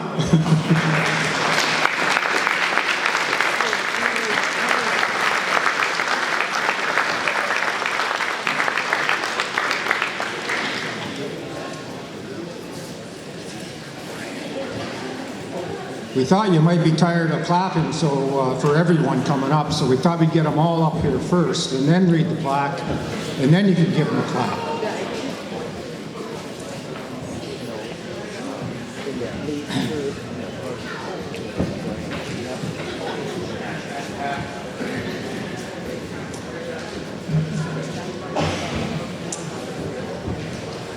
Okay, thanks for coming up, guys. Representing the community of Camelford, the 1973 Camelford Riviera Midget C softball team is inducted onto the Trent Hills Sports Wall of Honor in the team category for its historic Ontario Amateur Softball Association Provincial Championship season. Due to the lack of an OASA C Division teams in the area, the Midgets, made up of 16 and 17-year-old lads, had to play their regular season games against Camelford's Men's League senior teams, which featured several talented players from the local area. The youngsters, however, more than held their own against the men's team and finished the regular season in second place. Among the highlights of the regular season for the Midgets was a win over the Camelford senior men's team in the final game of the annual Hastings softball tournament, which included many elite teams within the area. The impressive tournament win proved to be an indicator of things to come for the Midgets in the OASA playoffs. After breezing through the first few rounds, Camelford knocked off Stouffville in the semifinal to advance to the OASA final against Mildmay. After winning the opening game of the best-of-3 series at a packed ballpark in Camelford, the local team traveled to Mildmay on the Thanksgiving weekend and won the first ever OASA Midget C Provincial Championship with a 5-2 victory. It also marked the first All-Ontario Softball Championship for the community of Camelford. Camelford went undefeated in the playoffs, and a series clinching win showcased all the team's strengths of pitching, hitting, and defense. Another key factor in the Midgets' historic season was the coaching of Brian Shacker Runyons and Bill McChesney. They both deserve as much credit as the entire team. Ladies and gentlemen, would you please join me in congratulating the team on being inducted into the Trent Hills Wall of Honor Class of 2024.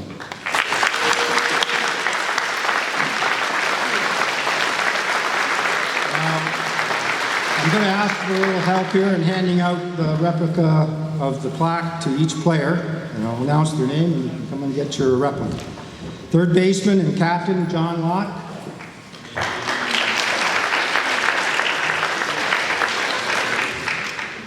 Shortstop, Ron Fowler. Center fielder, Gene Doucette. Outfielder, Eric Dewey. Outfielder, Ralph Brunton. Pitcher, Blaine Kinney. First baseman, Dave Brown. Second baseman, Bill Barnum. Catcher, Scott McChesney. Coach of the team, Bill McChesney. Bat boy, Doug Runyons. Coach of the team, the late Brian Shacker Runyons, accepting on his behalf, Brian, his son. Brad, his son. Sorry.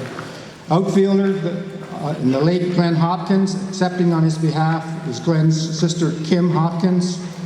An outfielder and pitcher, the late Jim Burkett, accepting on behalf of Jim is his sister, Joanne.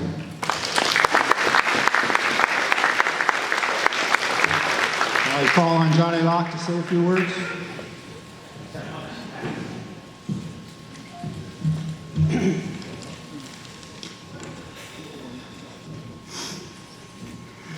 Thank you all for coming today. It's been an unbelievable afternoon.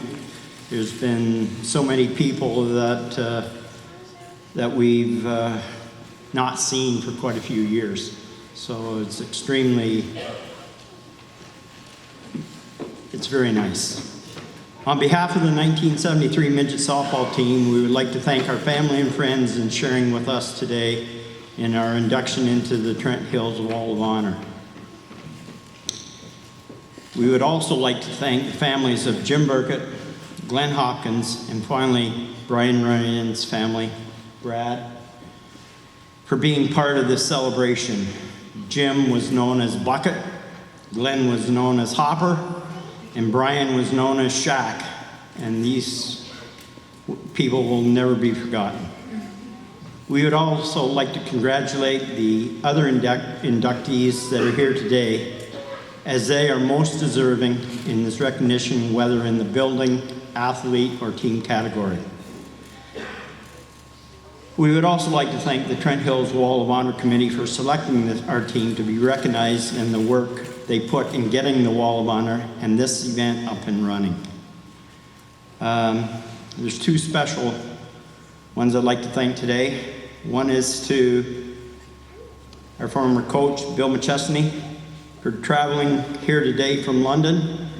Bill was a fantastic coach that was instrumental in teaching us how to play the game, whether winning or losing. Thank you, Bill.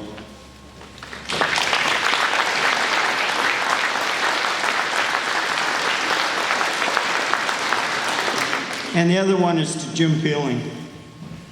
Jim doesn't get enough credit for all the things that he does for this community, and his contribution to the community of Trent Hills in putting this together is remarkable, and it's endless. And I feel that he needs to be recognized for his endless support. Thank you, Jim.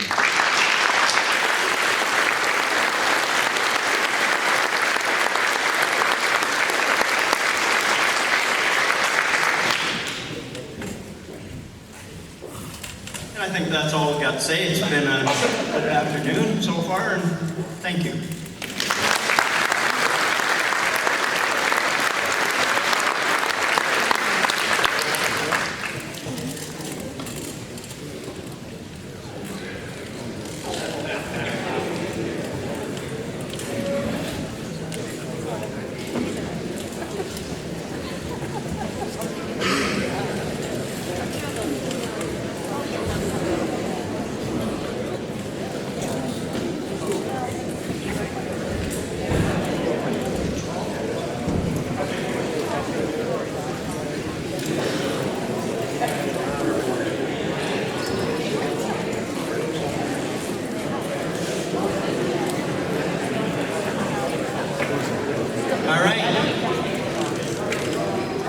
Moving on to our 11th induction, I would like to again call upon Terry English, please.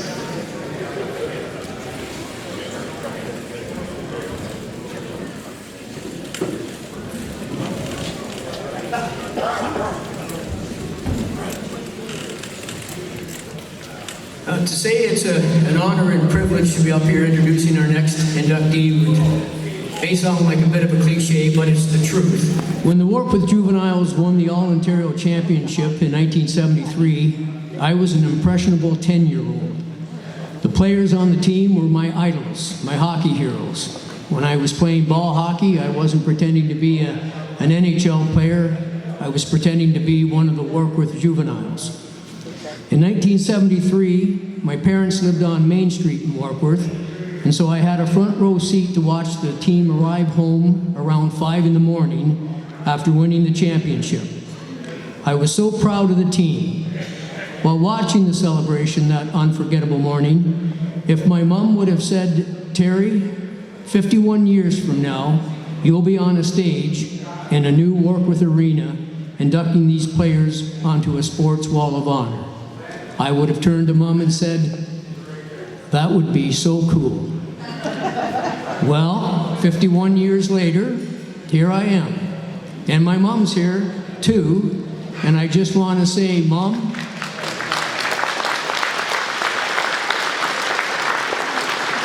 this is pretty damn cool.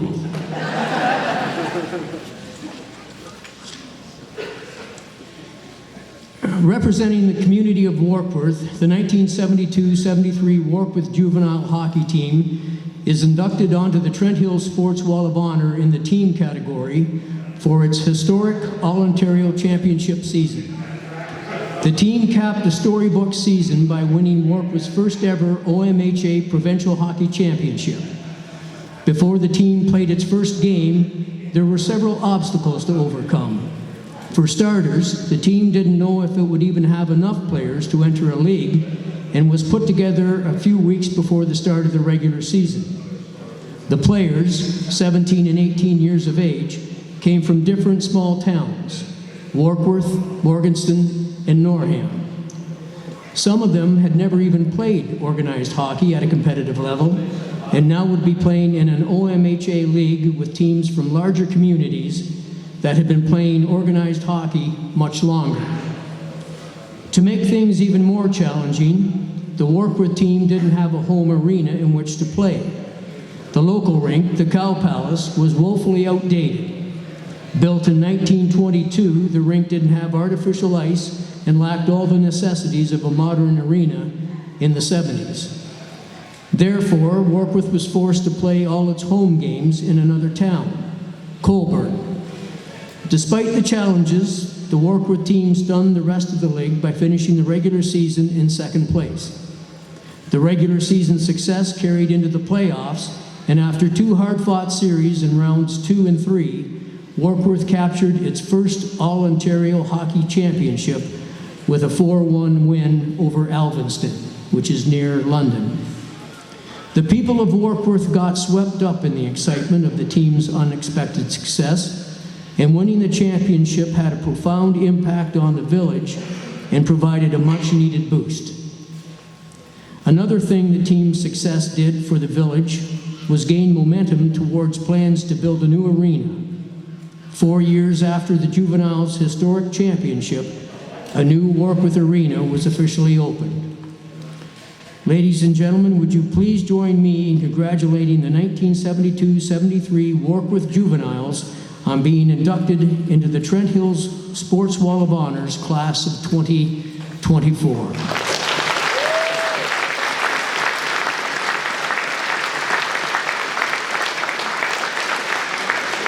And at this point, if I could get all the team members to come up on stage, please.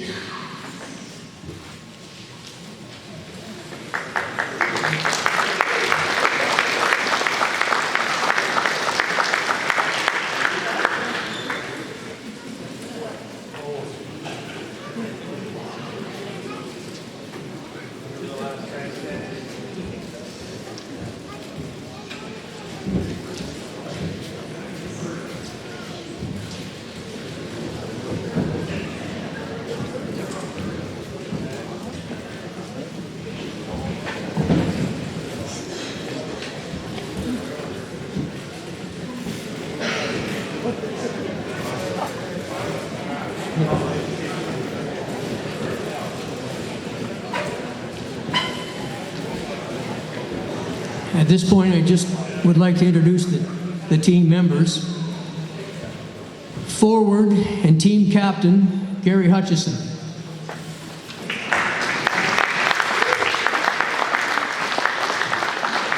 Goaltender, Paul Lackey.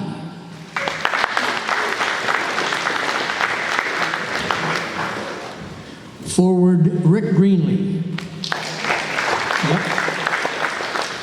Forward, David Begg.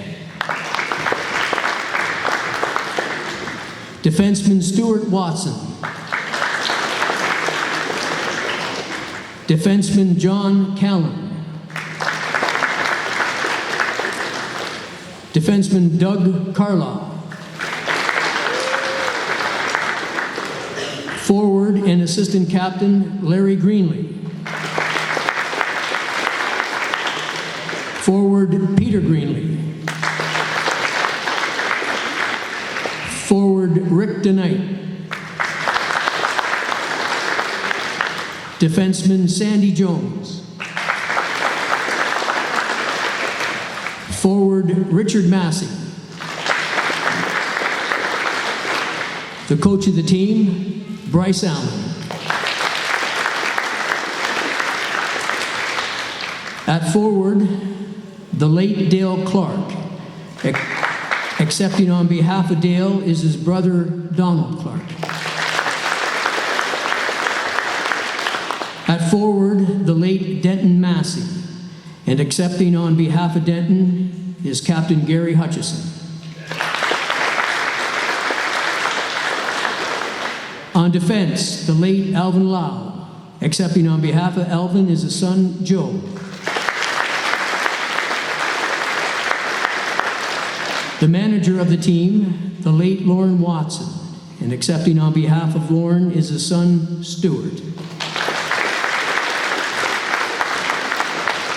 Unable to attend today's event due to distance and scheduling conflicts are goaltender James Massey, forward Donald Massey, defenseman Larry Thane, and forward Joe Cashin. At this point, I'd like to call upon team captain Gary Hutchison to say a few words, please.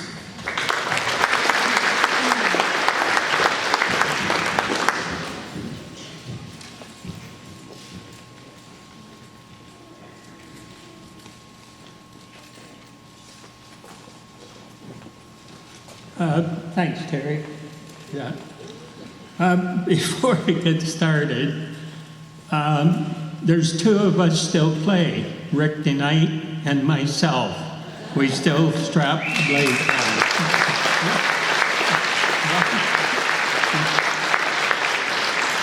on. On behalf of our team, I would like to say a few words. Our home games were in Colburn, and the people around Morganton could set their watches by the amount of traffic going through. So practices were in Hastings, and actually, as we heard, the team was put together near the end. So after 2 or 3 practices, Bryce became known as the coach. And we look forward to each practice. We learn something new in each practice and look forward to them. Lauren Watson was our manager, and when we got into the playoffs, he was able to associate with the opposing team supporters, so he found out their weakness and reported back to Bryce, who reported to us where the goalie, for example, had weak spots. Our practices usually went over the allotted time, and the arena manager showed Lauren where to shut the lights off and lock up when you leave. Some late nights.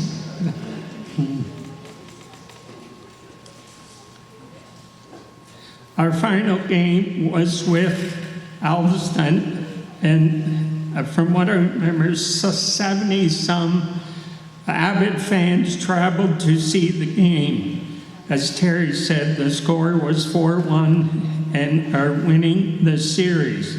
We were right back home at 5 a.m. on a Thursday, waking the whole town up with us on the fire truck and the sirens going.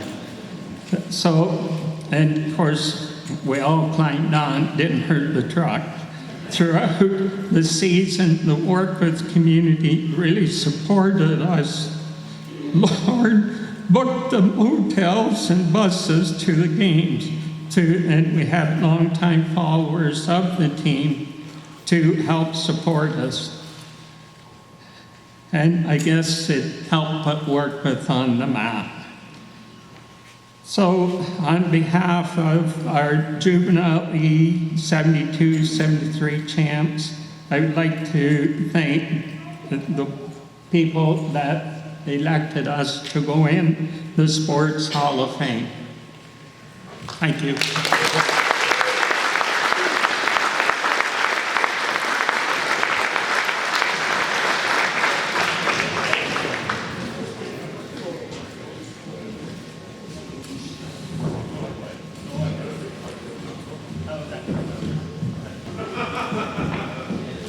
There certainly is a constant theme here today about the importance of mentorship and coaching, isn't there? Yeah, it's kind of inspiring. All right, we're down to our last induction. Last but not least. So could I call Scott Newman back up?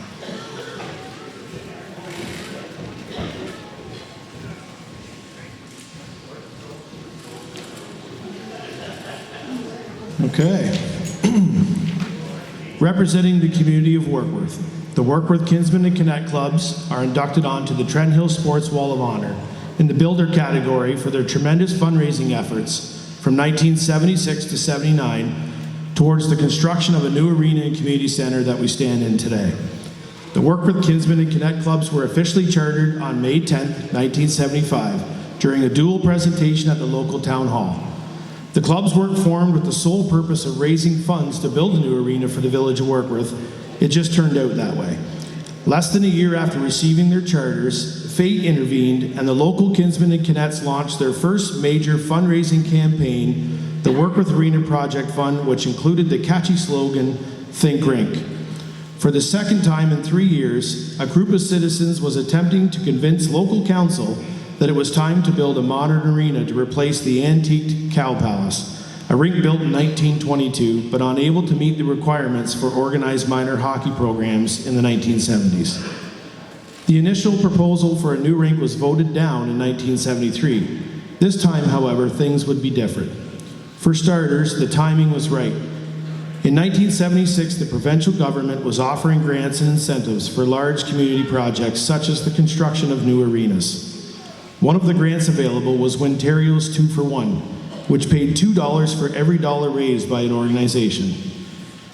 To receive a Winterio grant for $170,000, the Warkworth Kinsmen and Connects had to raise $85,000. This was an enormous commitment, but without the commitment from Winterio and the Kinsmen Arena Project Fund, there was no way a new arena would get built. Warkworth, which had a population of 600 in the 1970s, has always been known for its community spirit and support of worthwhile projects. The Arena Project Fund was no different. During the first year of the campaign, not a week went by with some sort of Kinsman or Connect fundraiser. The clubs worked tirelessly to reach their goal, and the community generously responded. By December of 1976, over $50,000 had been raised. Two events from that first year of fundraising stand out. One was the door-to-door canvas for donations, which netted $35,900. The other was a 25-mile walkathon held one summer afternoon that raised $11,000. Many Kinsmen and the Connects took part in the event and walked the entire distance. The new Warkworth Arena and Community Center was officially opened in 1977, thanks in part to the large, extraordinary efforts of the local Kinsmen and Connect clubs. Ladies and gentlemen, would you please join me in congratulating the Warkworth Kinsmen and Connect Clubs of Warkworth on being inducted into the Trent Hill Sports Wall of Honors Class of 2024.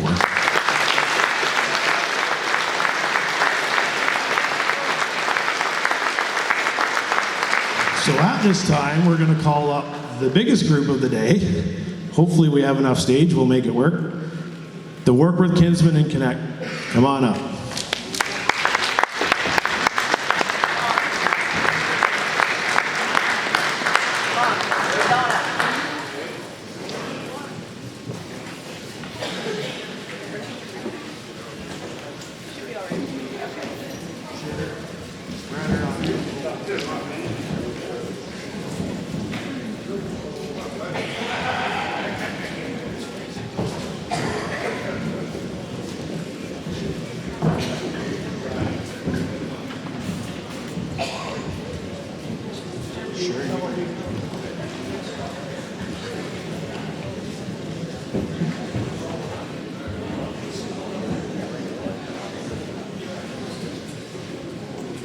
Okay.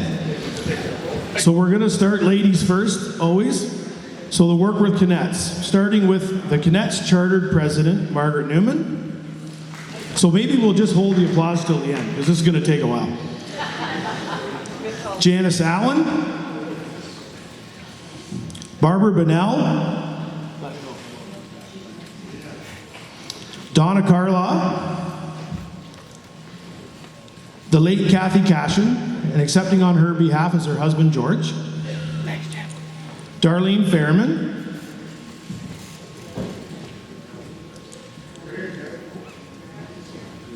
Diane Greenlee, Brenda Langford. Too fast? I just want to see him run around.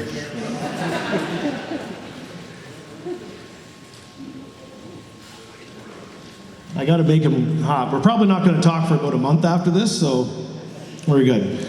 Where did we leave off? Brenda, we got Kathy? Okay, Kathy Lockhart. The late Leslie Marsh, and accepting on her behalf is her brother Ed Harwood.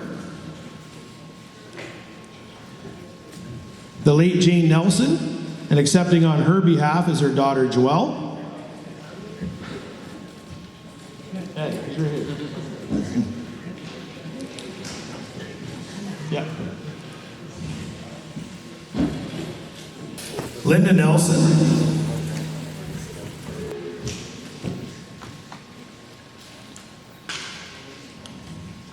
Sharon Nelson Petty.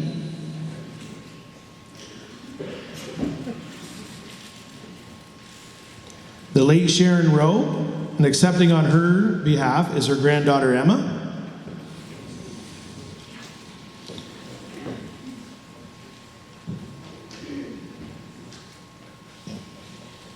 And unable to attend today, Laura Vickers, and Charlie's going to accept that one. And Vonnie Donaldson, who was unable to attend. The Kinsman, President Robert Nelson.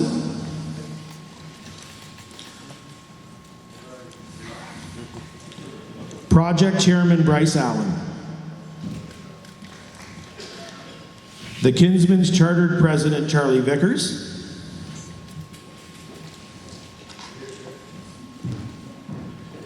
Dwight Boyd.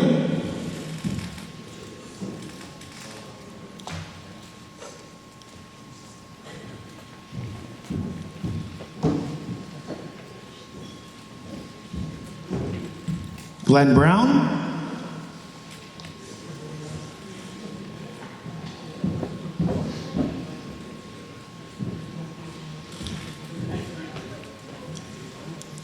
The late Roger Brummel. Doug Carlaw.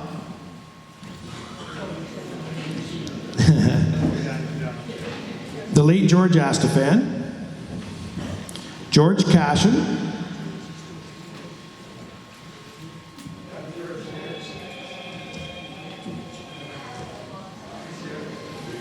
He's up here somewhere, isn't he? He was here. Okay, we'll keep going.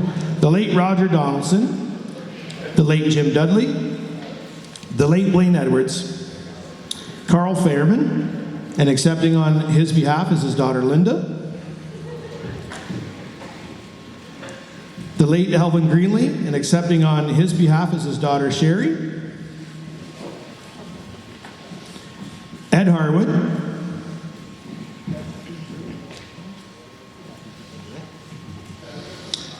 No, the late Mike Harwood. We can give that one to his brother Ed, right behind me. The late Bob Laver, the late Dale Locker, and accepting on his behalf is his wife Kathy.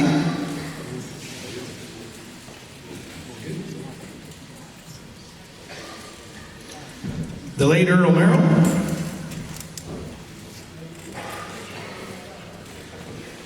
Ron Nelson,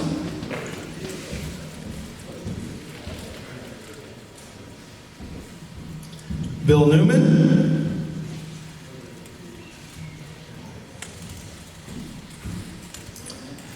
the late Phil O'Rourke, Bob Rowe,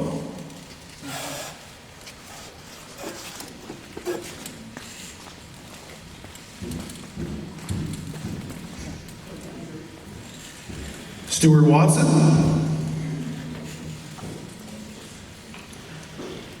and the members that weren't able to join us today, Don Laver, Steve Maycock, Marvin Orr, Benson Brown, George Peterson, and John Petty.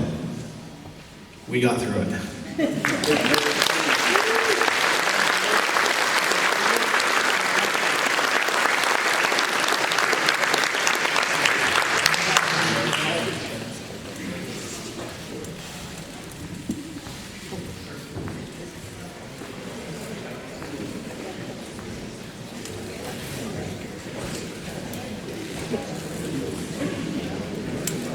While we're waiting for the cadets, Kinsman to exit the stage, just a couple of housekeeping things before we wrap things up. I just cannot emphasize enough that those lovely posters are available in a silent auction at the back. And so before you leave, if you're interested, make sure you, as I said earlier, bid often and bid high. The artifacts in the lobby will be around for about another 15-20 minutes before we knock them down, but you're welcome to stay. We have the rink for until 5 o'clock.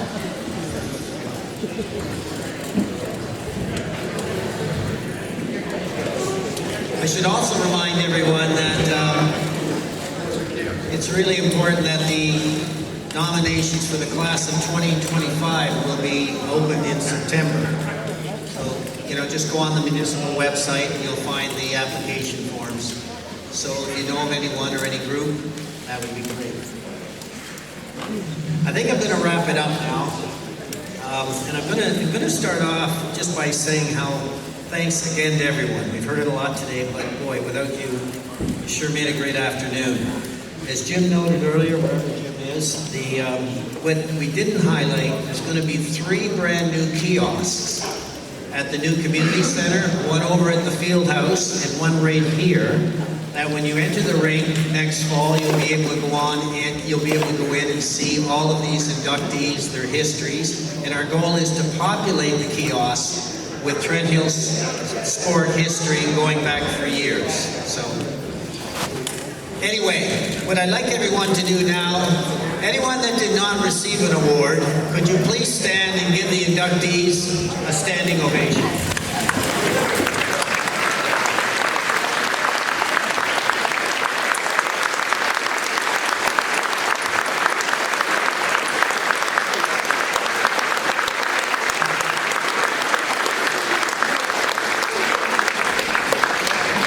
And with that, have a great night, drive safely.